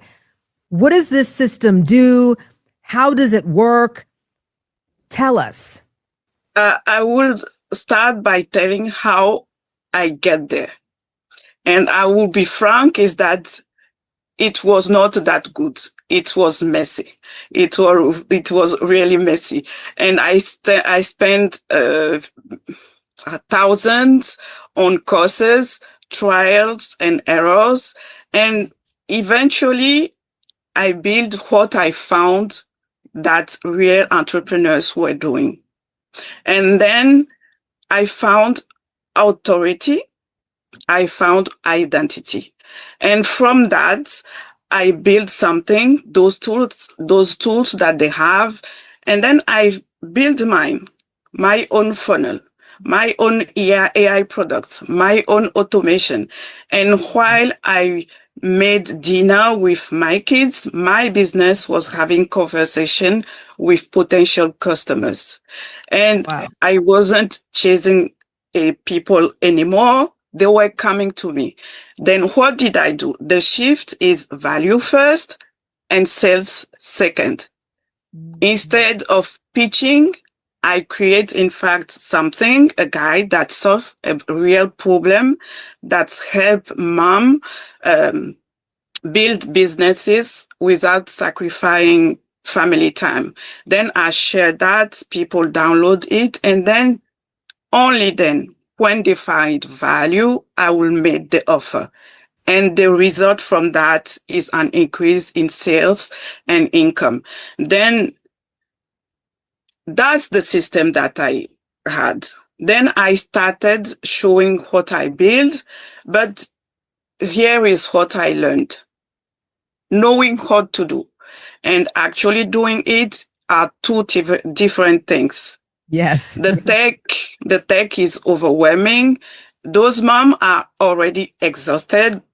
They have jobs and they are keeping barely their heads above water, and then telling them just build a funnel. It's like telling someone who is already drowning, swim faster. So I partnered with someone and we thought, what if we just build it for them? That's how the automated CEO system was born. It's not a course, not templates. It's a complete infrastructure installed. And we build your brand, your funnel, your tools, your automation. Then we coach you on how to use it. And you get qualified leads daily without a single call DM. And you are not that girl people are avoiding. You are an authority, someone people wants to learn from. Okay, so we have to just pause for a second and we have to do a round of applause for the fact that it's not another course. It's not another fun. They are having this done for them. So we're saying that business owners can come to you and all of this is done for them so that their business is doing business while they're with their families. Am I right? Exactly. You say it right. Wow. This is incredible. And they're not having to learn the tech and things because it's all being handled. We do everything for them. We just need to have a vision from them. And from that vision, we go, we work, and then we get back to them like a car. We just give them a car and they just need to drive the car. Wow. Okay. Now, does this work for a particular type of network marketing business, or does it work across the board? It's across the board, no limit for everyone who has business. Oh, so even outside of network marketing, potentially even someone could outside. Use it. Yes. Wow. This is incredible. And so now tell me what it will handle. It will handle their their digital product creation, their content. What else does it do? It does the AI automation for them, their AI digital products. And we have AI tools that we can create for them if they need to, that they can give or sell to their clients. That's something that we have settled for them. Okay. This is sounding good. So the question that everyone's going to want to know is, well, how has this worked for other people? Give us some real life examples. I mean, you told me about Bill. Can we tell them about Bill? Yes, of course, Bill. When I have to talk about those successes, I'm happy to do it. So I will start with Bill, since you mentioned it. Bill, water filtration business, making 2,000 a month, grinding, cold messaging everyone. And then we position him as a health authority, not just a distributor. And within 90 days, 12,000 a month. But what got me was what he said. For the first time, I feel like running a real business. Then the emotional shift is as big as the financial one. Then we have Vicky. Vicky is a mom, candle business, couldn't make consistent sales. And then we position her as a home staging expert. And then few months later, 82 customers per week. And she bought her dream car. But what mattered more is that she said, my husband finally believes in my business. For years, yes. For years, he thought it was just a hobby for her. Now he sees her as an entrepreneur, what she always was. And then I will talk about Will. Will, he tripled his team in 30 days because he finally had a system he could duplicate with integrity with his team. And that's the actual business he wanted. And when you have a system that works and feel good, your team naturally replicates it. So you are not building a business, you are building a movement, in fact. Wow. Wow. Wow. Wow. I mean, those stories gave me chills because it, the immediate thought, I'm sure, for the people who started working with you was initially wanting to make money. And then now there's the ripple effect of their lives changing, of them having more clarity, more confidence, more peace, and then that rippling as well to their families and beyond. And I really loved when you said that Bill said, he was happy to feel as if he had a real business for once. Exactly. And that's incredible. Okay, so talk to me here. If somebody is interested in purchasing this system with you, I mean, is it available to them? And, I would love to hear from you in week 1, what types of results do you think that they can get? Meaning in week 1, what can they accomplish? Can they already start writing content that can start producing leads? Well, tell me a little bit. Let's say that we will start from the beginning. So Okay. we will paint a picture. Let's say it's a lady before she was waking up with that pit in the stomach, and she will ask herself, who do I message today? What do I post? And then she will scroll through social media, looking for inspiration and making a very small amount exhausted. So we do the call to find the vision. And then by week 1 till week 4, the funnel goes live. People she never met are downloading her AI digital product, joining her email list, and she didn't build any of it. We did it. She's just learning to drive the car, as I said before. And for the first time in years, she's not chasing. She's opened her phone and her email, and she has leads, people who come to her. That's the first step. Then by week 3, she started to have 3 to 5 quality leads daily, not from cold messaging. I am saying it again, not from pitching friends, from systems working while she sleeps. That's the starting point. And then by week 12, she takes a screenshot showing her result, which is 3,000 this month. Then another text, my husband asks about my business at dinner, not in that way, when are you giving up? But he is actually proud. That's the moment when shames turn to pride, when hiding becomes showing up, when that MLM guys becomes the man, the woman who's building something real. That's their dignity back. Wow. And so if someone is now at the edge of their seat here and they want to find out how they can purchase this done for you system with you, we're going to put the QR code on the screen right now. And as we do that, please give us any last words. Why should people do this now as opposed to later? Why do they need to join this in this moment now? So I'll talk to you, the one watching right now who is tired, who has been at this like 2-3 years and starting to wonder if you are not caught out for it. I will tell you to hear me, and I will say to you that you are not failing. The system is failing you. The shame, the frustration, none of that means that you are not good enough. It means you are giving the wrong tool. And your dream of freedom, flexibility, real income, it's valid. You just need a different path.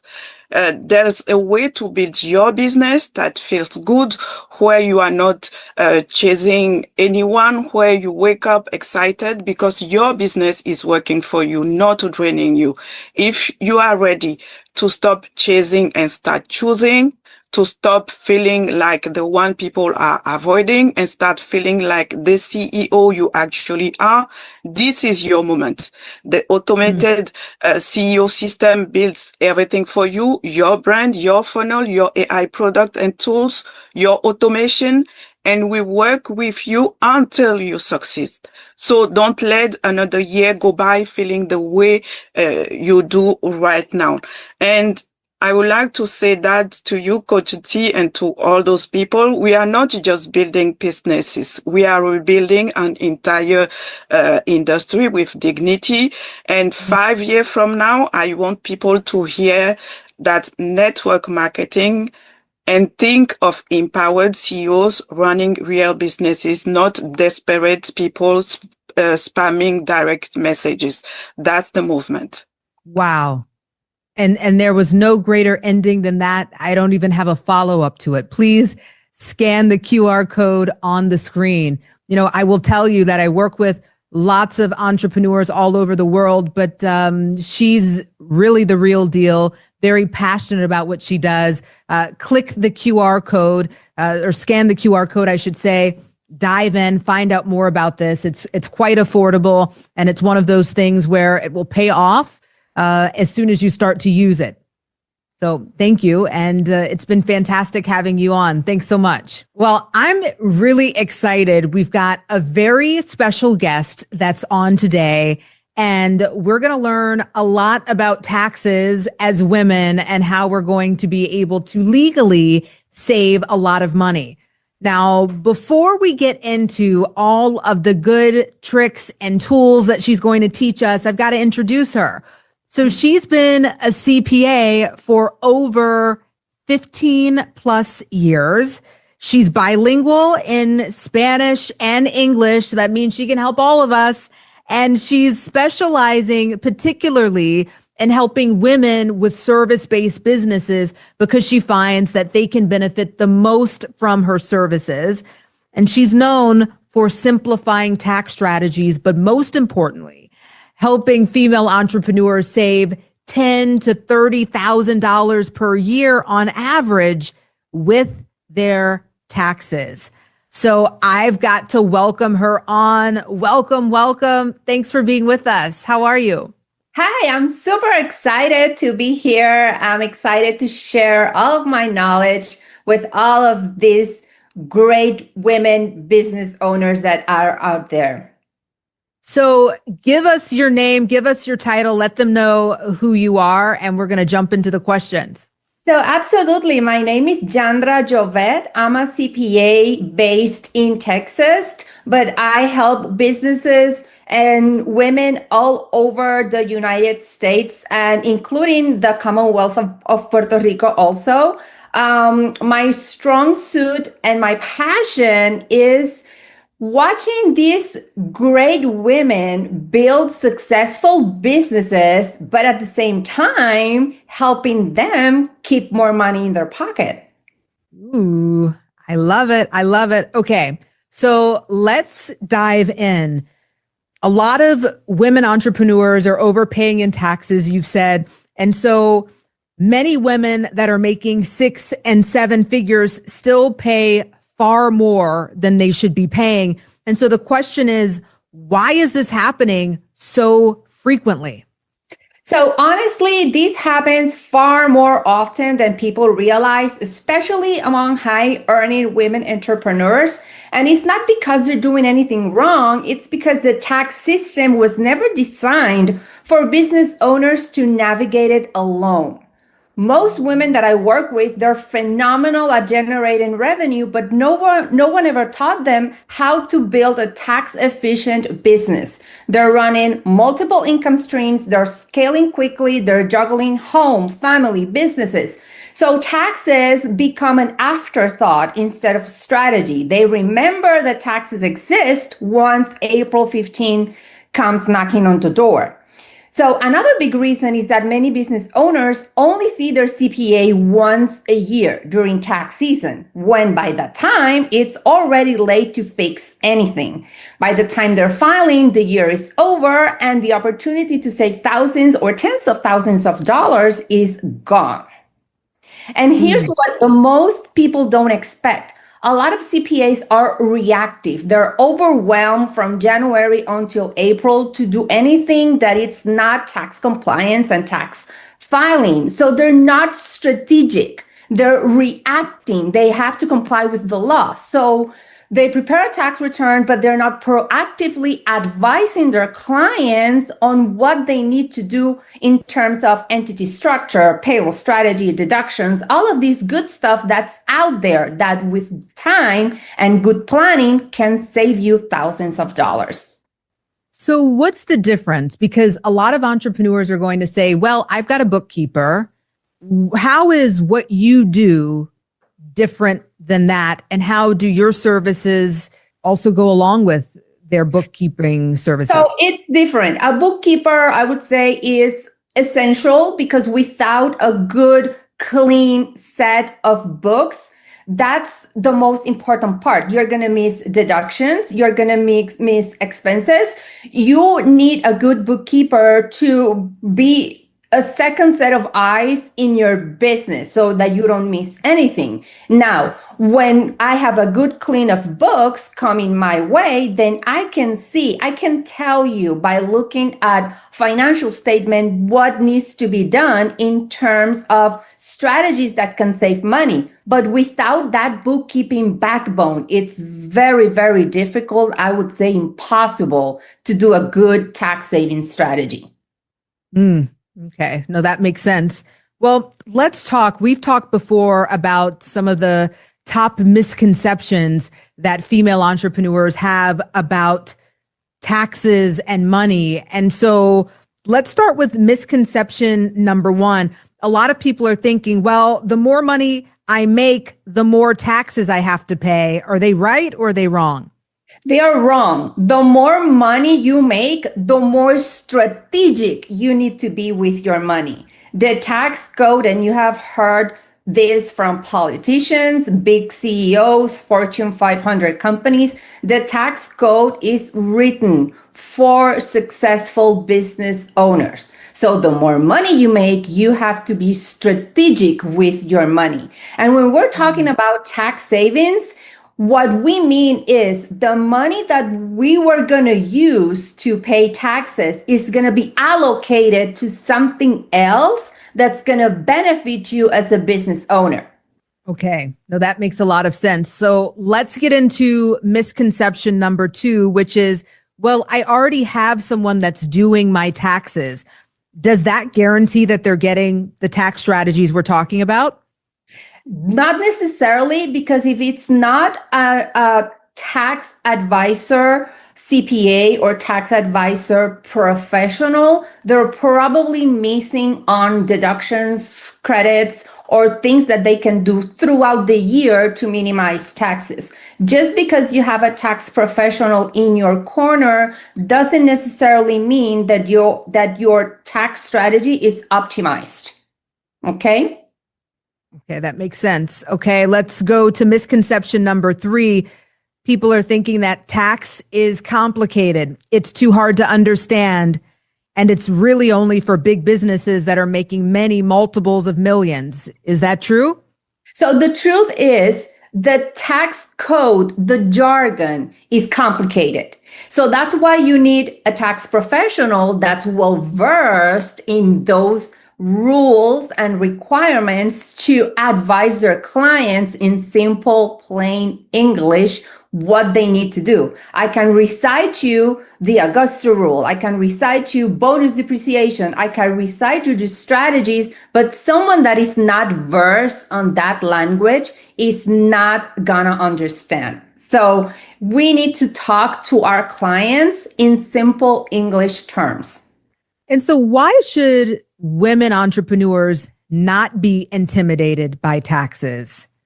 Why should they feel empowered by learning about this and getting someone like you in their corner? What will that do for them? So the first thing will be giving them a peace of mind. Now, let me say, not everybody understand the concepts of taxes. It's impossible. Everybody, it's their own individual person. Some people are more logical, systematic, or other people are more creative. They just don't understand. But they do understand saving money. Everybody understands saving money. So by working with someone like me that I like to not only do for my clients, but teach them what is being done. We're doing X, Y, and Z, and this is the reason that we are doing it without reciting the IRS code. That's the key, right? That's the key. I will tell them the rules, but I will not explain the strategies, the things that we're doing on our day-to-day basis based on whatever the jargon is used on the Internal Revenue Code. Okay. Well, most of us that are in business and are passionate about what we do have some sort of lived experience. And we can tell that you're passionate about helping women with their taxes. And so I have to ask you, would you mind sharing your personal story of what made you so passionate about this? What was your own experience with taxes and what did you do to end up here? This is a great story because the first year on my business that I made multiple 6 figures, my tax bill was over $50,000. I almost cried. I had no idea how to tell my husband that we owe 50 grand to the IRS. I was adamant to pay that much money. I told my husband, if I have known, I would have bought a new car, do investment, buy a property, do other things, because in my mind, paying $50,000 to the government was such a waste of money, where we can just reroute that money to work for us. So that's how I started. And then once I had that experience, I went through my clients and conversations with my clients, and I saw a pattern of, I saw myself in my clients, the same frustrations, the same fears, the same embarrassment. I had a client that made $1.5 million on her first year of business, and she cried when I told her, you're going to owe almost $350,000 in taxes. That's life-changing money. Right. So, wow. And I see this day to day with all of my clients. So I went through my roster of clients. Okay, how can I start optimizing their tax strategy, their business? And it clicked like, this is great. Why are we not talking more about this? Absolutely. Well, fast forwarding now, 15 plus years as a CPA, you have your own method, your own formula. And what patterns did you start seeing that led you to having more businesses convert to an S Corp? And what had you formulate this method, the S Corp secret? Tell us more. So the pattern that I kept seeing over again was the frustration, was the embarrassment, was women were coming to me like, what am I doing wrong? Do I know something? Does everybody know something that I don't know? I'm working super hard and I'm not seeing my money. Where is it? We keep having all of these conversations. And the truth was, they were never guided. The system is not set up for business owners to win. We have to go out there and find the tools and find the people to help us build and grow businesses. I know when I went in college, I majored in accounting, but I never got a business class. How to be an entrepreneur. That was not something that was given when I graduated, like way back. And I think it's important to teach this generation to master accounting, to master finance, to master bookkeeping, because it's essential. We talk a lot about personal finances, but we need to talk about business finances too. We need to have healthy business finances in order to scale, in order to hire people, in order to compensate our employees, to create the backbone of our society, which I truly believe are small business owners. Oh, absolutely. I'm with you on that. So tell me, how does someone converting to an S Corp or starting an S Corp going to save them $10,000 to $25,000 a year potentially? So this is the example that I always give my clients when I get asked that question. I get asked that question every time S Corporation comes to the table. So the easiest way for me to explain to you is, if you are an LLC and you're filing your tax return on your Schedule C of your Form 1040, and your profit was $100,000, automatically, that's 15.3% of self-employment tax. That 15 grand that it's going automatically to the IRS. That's not including federal income tax or state income tax. Okay? Now, if you switch and you elect your business to be taxed as an S corporation, that same $100,000 we can divide in reasonable compensation or payroll, and then what's left over, which will be the business net profit, it will be a distribution. So as an S corporation, let's say our payroll is $50,000, you only will be taxed self-employment on those 50. The leftover 50, it's not subject to self-employment tax. So you're already saving money right there. Now, imagine and this is just in a small scale. So do the calculation. If your net profit is 200,000, 500,000, I have a client that her net income is $3 million a year. So we have to be very strategic in order to pay what is required of us to pay to the government, but without giving away more. Absolutely. Absolutely. Okay, so I've got to ask one of my favorite questions here is, how does purchasing $100,000 car going to save some of these female entrepreneurs money on their taxes this year? Well, this is funny because I just did that. And it's not about buying a car for buying a car. I needed to buy a new car.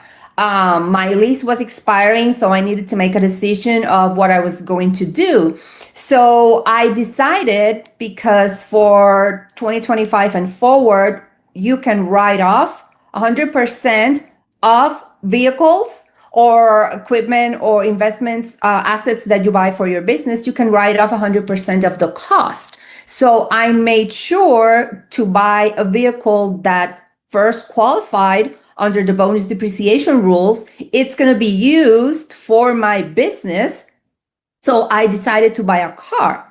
So the car cost $100,000. So I can write off as a bonus depreciation $100,000, and then my income is going to increase. Now that $100,000 taxed at a 20%, that's just $20,000 of savings right there.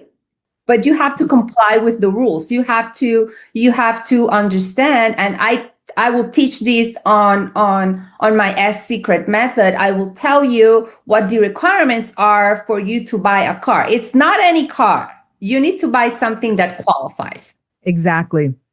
Okay. Well, what about our female entrepreneurs here who have businesses and they are running events out of their home? How can they get tax savings? So this is a great strategy. And again, all of these strategies, they need to be applied according to the rules and requirements. So there are things that need to be put in place in order to do that. So this client of mine, which I follow her, I'm my biggest client's cheerleader. So I follow my client on Instagram, and I saw that she was hosting events for her team and was doing networks event on her beautiful house. So I reach out to her and I'm like, hey, you're doing this, then we can do this to help you save taxes. So what we can do is, it's called the Augusta rule. So we can write off the fair market value of rent. If she was going to rent, let's see, a venue to do the activity or to do the event, we can write off the fair market value of the rent. It's a business write-off, but it's not taxable income for her personally, if we abide by the rules and the guidelines of the strategy. Okay. And now tell us about retirement. If someone is wanting to grow their retirement as an entrepreneur and they're not able, they don't have a retirement plan right now, or they want to put more money in retirement, how can they put more money in retirement to reduce their tax burden? So absolutely. I think retirement is essential for every business owner that works from themselves, that they don't have a company that's matching their contributions. So I did this for another client of mine.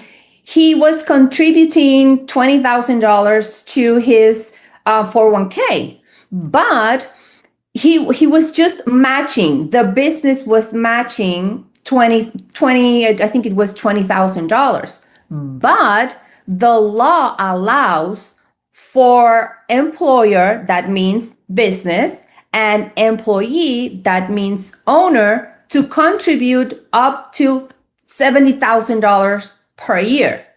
So I told him, hey, we need to up our retirement contributions from the business. So when we increase his retirement contribution, he's saving $15,000 in taxes.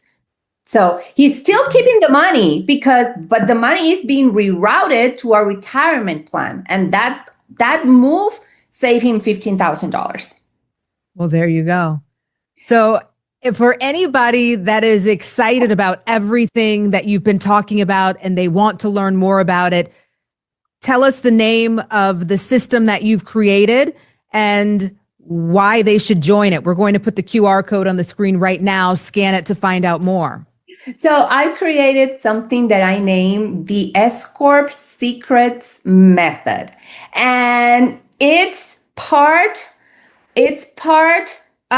course.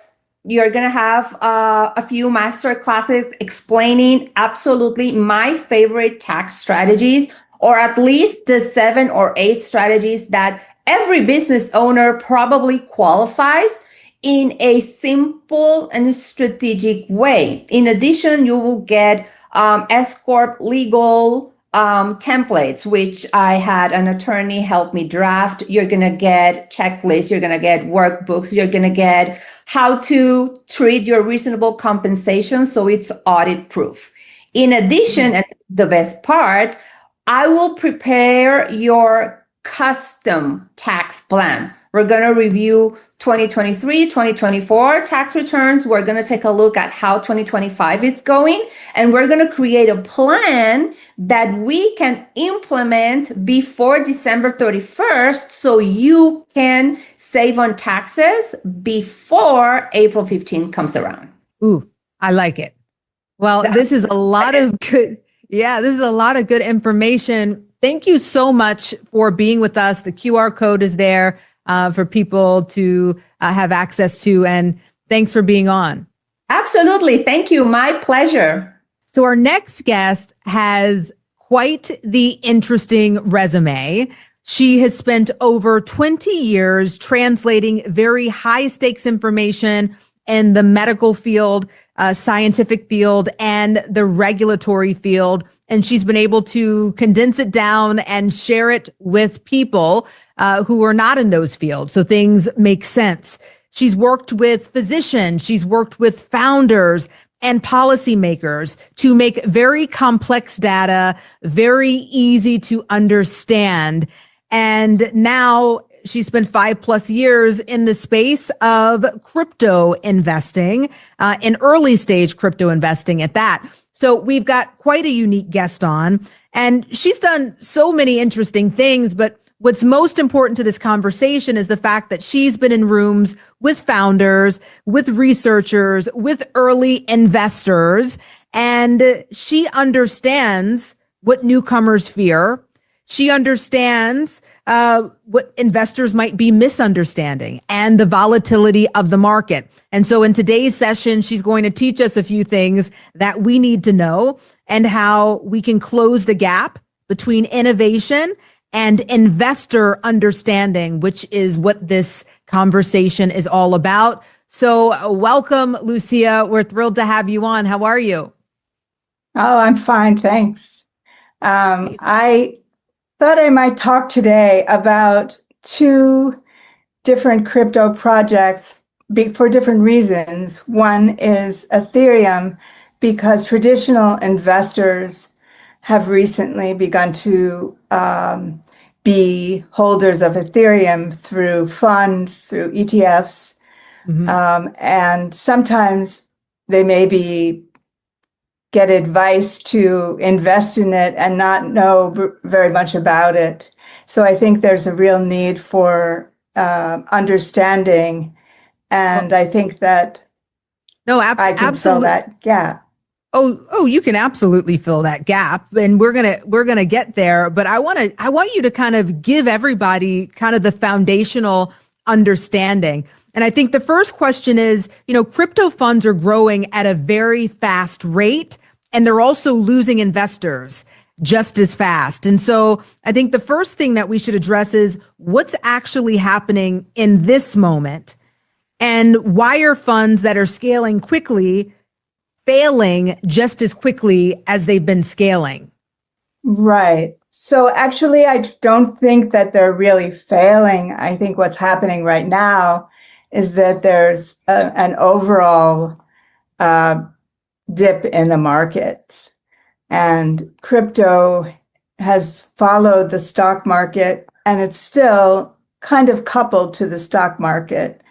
And so when you see stocks going down, especially smaller cap stocks or mid cap, and even the large caps are having dips now, crypto is following the market basically. So, but one thing that you're seeing at the end of the year is that institutions are moving out when there's a drop in price, because they need to do what's called window dressing. The same thing happens in stocks. And at the end of the year, for the fourth quarter, they need to make their benchmarks look better. And so they're cycling money into large caps that might be doing better, or they're looking for to show gains towards the end of the year. And they might well move back in January. And that's something that individual investors might not realize. They're seeing the large institutions, they're seeing just that money is moving out, and they're wondering what's happening and whether they should also get out. And I think now would not be the time to get out for that reason. But people panic, and having a greater understanding of what's going on can prevent people from panicking. They might think there's competition, and that's why Ethereum isn't doing well, or something like that. And I think it's important to understand what the competitive field is like and why Ethereum is unique in its field. Well, that's great insight, and I'm thrilled that you're bringing up Ethereum here. Tell us where Ethereum really fits into this landscape. If you could tell us a little bit about its role, its purpose, and the strategic position, just a little, so that people have an understanding that may need it. Yes. Well, Ethereum is kind of infrastructure for crypto. It's a blockchain that's programmable so that you can build other projects on it. But it also is very stable, and in blockchain architecture, I guess you could say, there's a kind of conundrum. There's a paradox that you can have two of three things work well at once, and that is you can have decentralization, which accounts for some of the stability of the system. You can have security, which is separate but also connected to the decentralization, and you can have speed, or the speed of transactions. And with Ethereum, it has the stability and so the decentralization and the security, but the speed is slower, so it's more expensive. And so other blockchains have been built on top of it, which are also kind of rails, which do some of the same things, but which bundle the transactions. And so if 1,000 of them go through at once, obviously that transaction on Ethereum is going to be much cheaper. Mm-hmm. So instead of taking 15 seconds for a transaction, you could have 1,000 transactions process in about that much time. And so it costs pennies instead of multiple dollars. And so that's why some projects have been built on top of Ethereum that are called layer 2s, and they roll up these transactions into bundles. So as a solution for speed. And what about the foreseeable catalyst? What do you see as kind of upcoming movement, concrete, predictable drivers of growth with Ethereum? Right. So I think that stable coins, which are projected to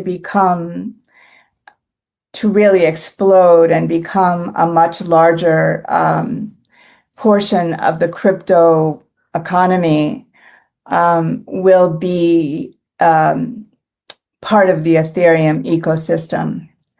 And people may have heard that coins are being built on a kind of competing network, Solana, but it's more meme coins and coins that don't have a specific purpose, whereas stable coins, which allow transactions to take place all over the world, kind of like a substitute for the dollar, will settle on Ethereum. And even though there will be other companies or other crypto projects that will benefit from the success of stablecoins, Ethereum will also benefit from that. So that's one major catalyst for the future. Mm-hmm. Mm-hmm. Well, talk to me, a little bit about, something we've discussed before, which was the 3-tier, challenge. that investors, that investors have. So with EFT markets, they're segmented by sophistication. Can you tell us a little bit about how that works and how you see that? Well, I think that EFTs, I think that I was just speaking of the different categories of investor who might be entering EFTs. There might be some investors may be more sophisticated, and so the language, more technical language, is accessible to them. And much of the language that's surrounded crypto has been directed towards more sophisticated investors, whereas there's people who might have a passing exposure but haven't really studied it, haven't spent a lot of time, and they're a sort of middle group, and so they haven't been well served either by the kinds of communications that have been offered in the past.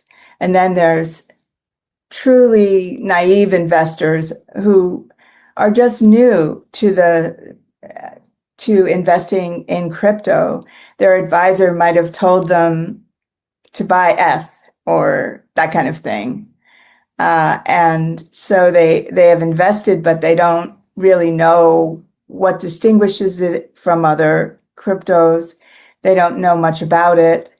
And they need a more basic kind of orientation to these kind of projects.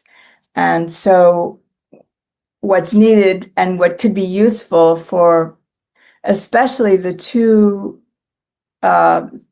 medium knowledge investor and the investor with a very basic acquaintance, are educational email courses. They're kind of mini courses that just give a kind of orientation to what ETH is and what it supports and what the possibilities are, and then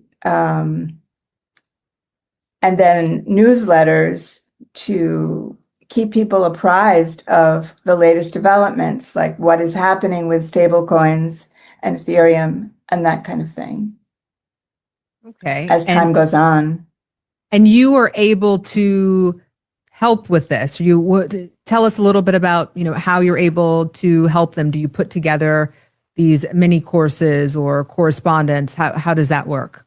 Yes, I produce mini courses that can be put on a landing page, and so they're useful for someone who's curious, who comes to, let's say, an ETF fund site, or to an advisor site, and they can learn about the fund they're investing in, or they can learn as someone who's curious about it. So it becomes both a benefit for existing investors and a tool for acquainting new customers or clients about what the ETF offers. Okay. Yes. So that's helpful.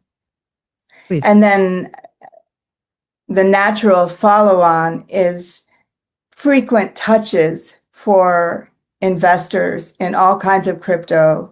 I was involved in an advisory group for about 5 years, and so it was once a week they had a video conference, and often there wasn't really enough news to occupy an hour video conference once a week, and they asked the members, which numbered in the hundreds because they were offering advice about multiple altcoins and crypto investments, whether they could skip a week. And people were adamant always that they wanted some reassurance once a week in that video conference And also they send a newsletter once a week. So it's 2 touches a week.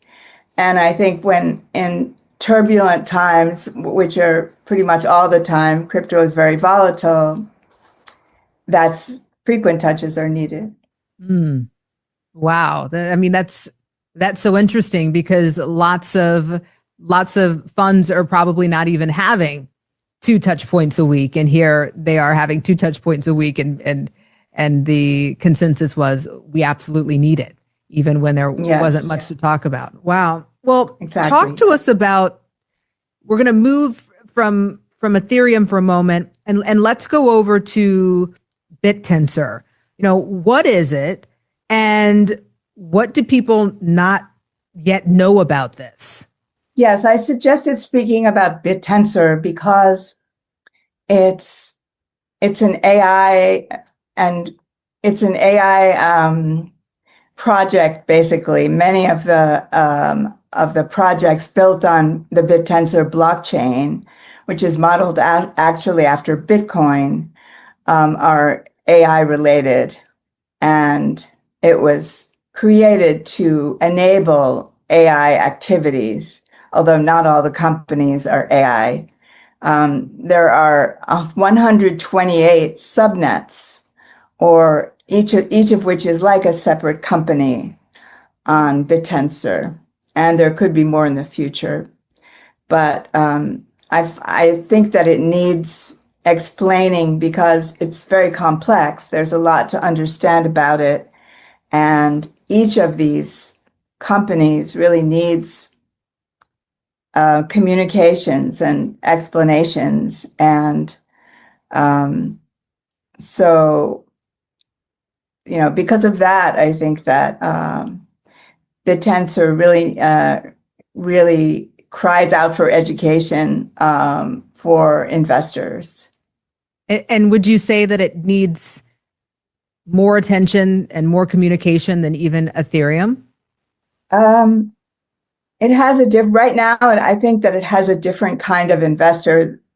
The reason I mentioned Ethereum at the start was that traditional investors who haven't been very involved in crypto are buying Ethereum through ETFs and funds. And with BitTensor, it's newer, and so the investors are people who are interested often in both crypto and AI. And so it also offers the possibility of high returns through direct investments in the subnets. But it's complicated to get those high returns and not lose some of the principal that you've invested. With BitTensor, you have to buy Tau, which is the BitTensor token, to get access to the subnets. The subnets each have their own coin, which is called their own alpha coin. And so the alpha for subnet 1 is different from the alpha coin for subnet 4. And so in order to buy those alpha coins, you have to trade Tau or the BitTensor coin for those. And then to exit, to sell the alpha coins, you have to trade them for Tau in order to exit your position. So basically, Tau is the intermediary for the alpha coins. And what happens is that the coins that are offering high returns, sometimes an equivalent APY to something like 79%, which are called rewards on BitTensor. People are rushing in to those high reward coins, and it's kind of like buying at the peak, buying a stock at the peak. It could easily drop, and then you could lose the principal that you invested. So investing in the subnets is complex, and it's important to understand before rushing in what the pros and cons are of different strategies and that kind of thing. And so I think education is needed both for the projects that are being developed on the subnets, as well as the strategies for investing in them. This makes sense. So you've mentioned a lot. We now have an understanding of why this is needed. Can you tell us a little bit about what happens when a fund decides to work with you? Can you create some clarity, and as to what it looks like to work with you and what the benefits are directly to their investors and consumers? Yes. So I like to say that I take a consultative approach, although I mainly offer educational email courses, which can be a lead magnet for new investors or a benefit for existing ones.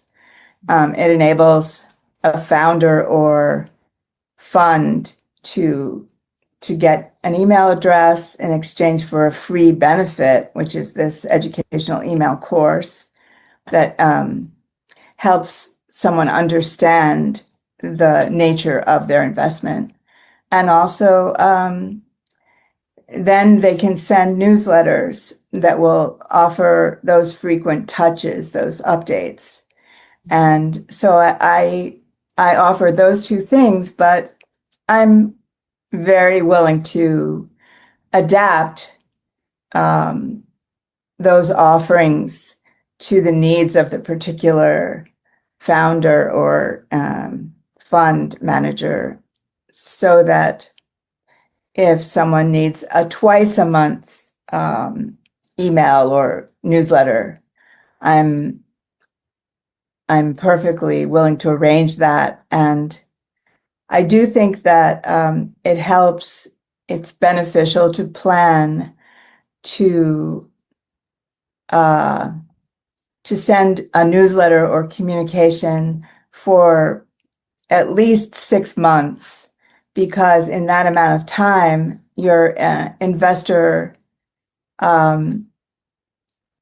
you have educated your investor, and you have a sense of what you need to do. So I develop content calendars and strategies with my clients to help them better serve their clients. In your words, what would you say is the reason why you are uniquely positioned to help these funds based on your experience and expertise? If they're looking around for someone to help them with this, why you? Well, I speak from the point of view of both having been a naive investor and having watched many other people enter this space over a period of at least 5 years. And so I have a sense of the questions people have. I have a sense of the interval at which they need reassurance. And I have the background to adapt language that will reach all different audiences. And so for those reasons, I think that I'm well positioned to help founders and fund managers communicate in a way that's effective and will serve both their business goals and their clients. Absolutely. And so if someone is watching right now that wants to find out more about what you offer, or they want to have a consultation with you to get something customized, how can they find out more? What steps would you like them to take? Yes, well, they can reach me on LinkedIn or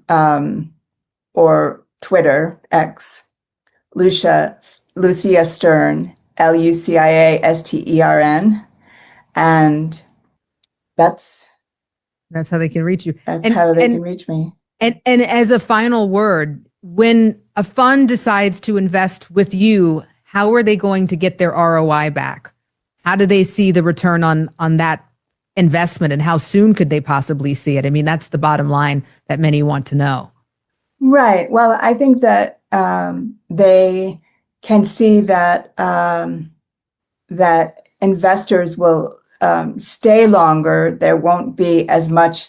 It could reduce volatility in their fund or crypto project, and I think that especially over a 3-month period, they could see fewer panicked emails, fewer calls and questions about whether it's time to exit, whether they could see, I think BitTensor founders could see greater interest in their project through understanding of what the short, medium, and long-term prospects are, and what to expect in terms of their projected timeline for their development, since most of them are early stage. And so less volatility and more customer satisfaction. Wonderful. And so give us the steps for them to reach out to you again. What's the name on LinkedIn and X? Lucia Stern, LuciaStern. And you can DM me and we can set up a call or, yes. Well, thank you so much. Thanks for joining us. Thank you very much for having me.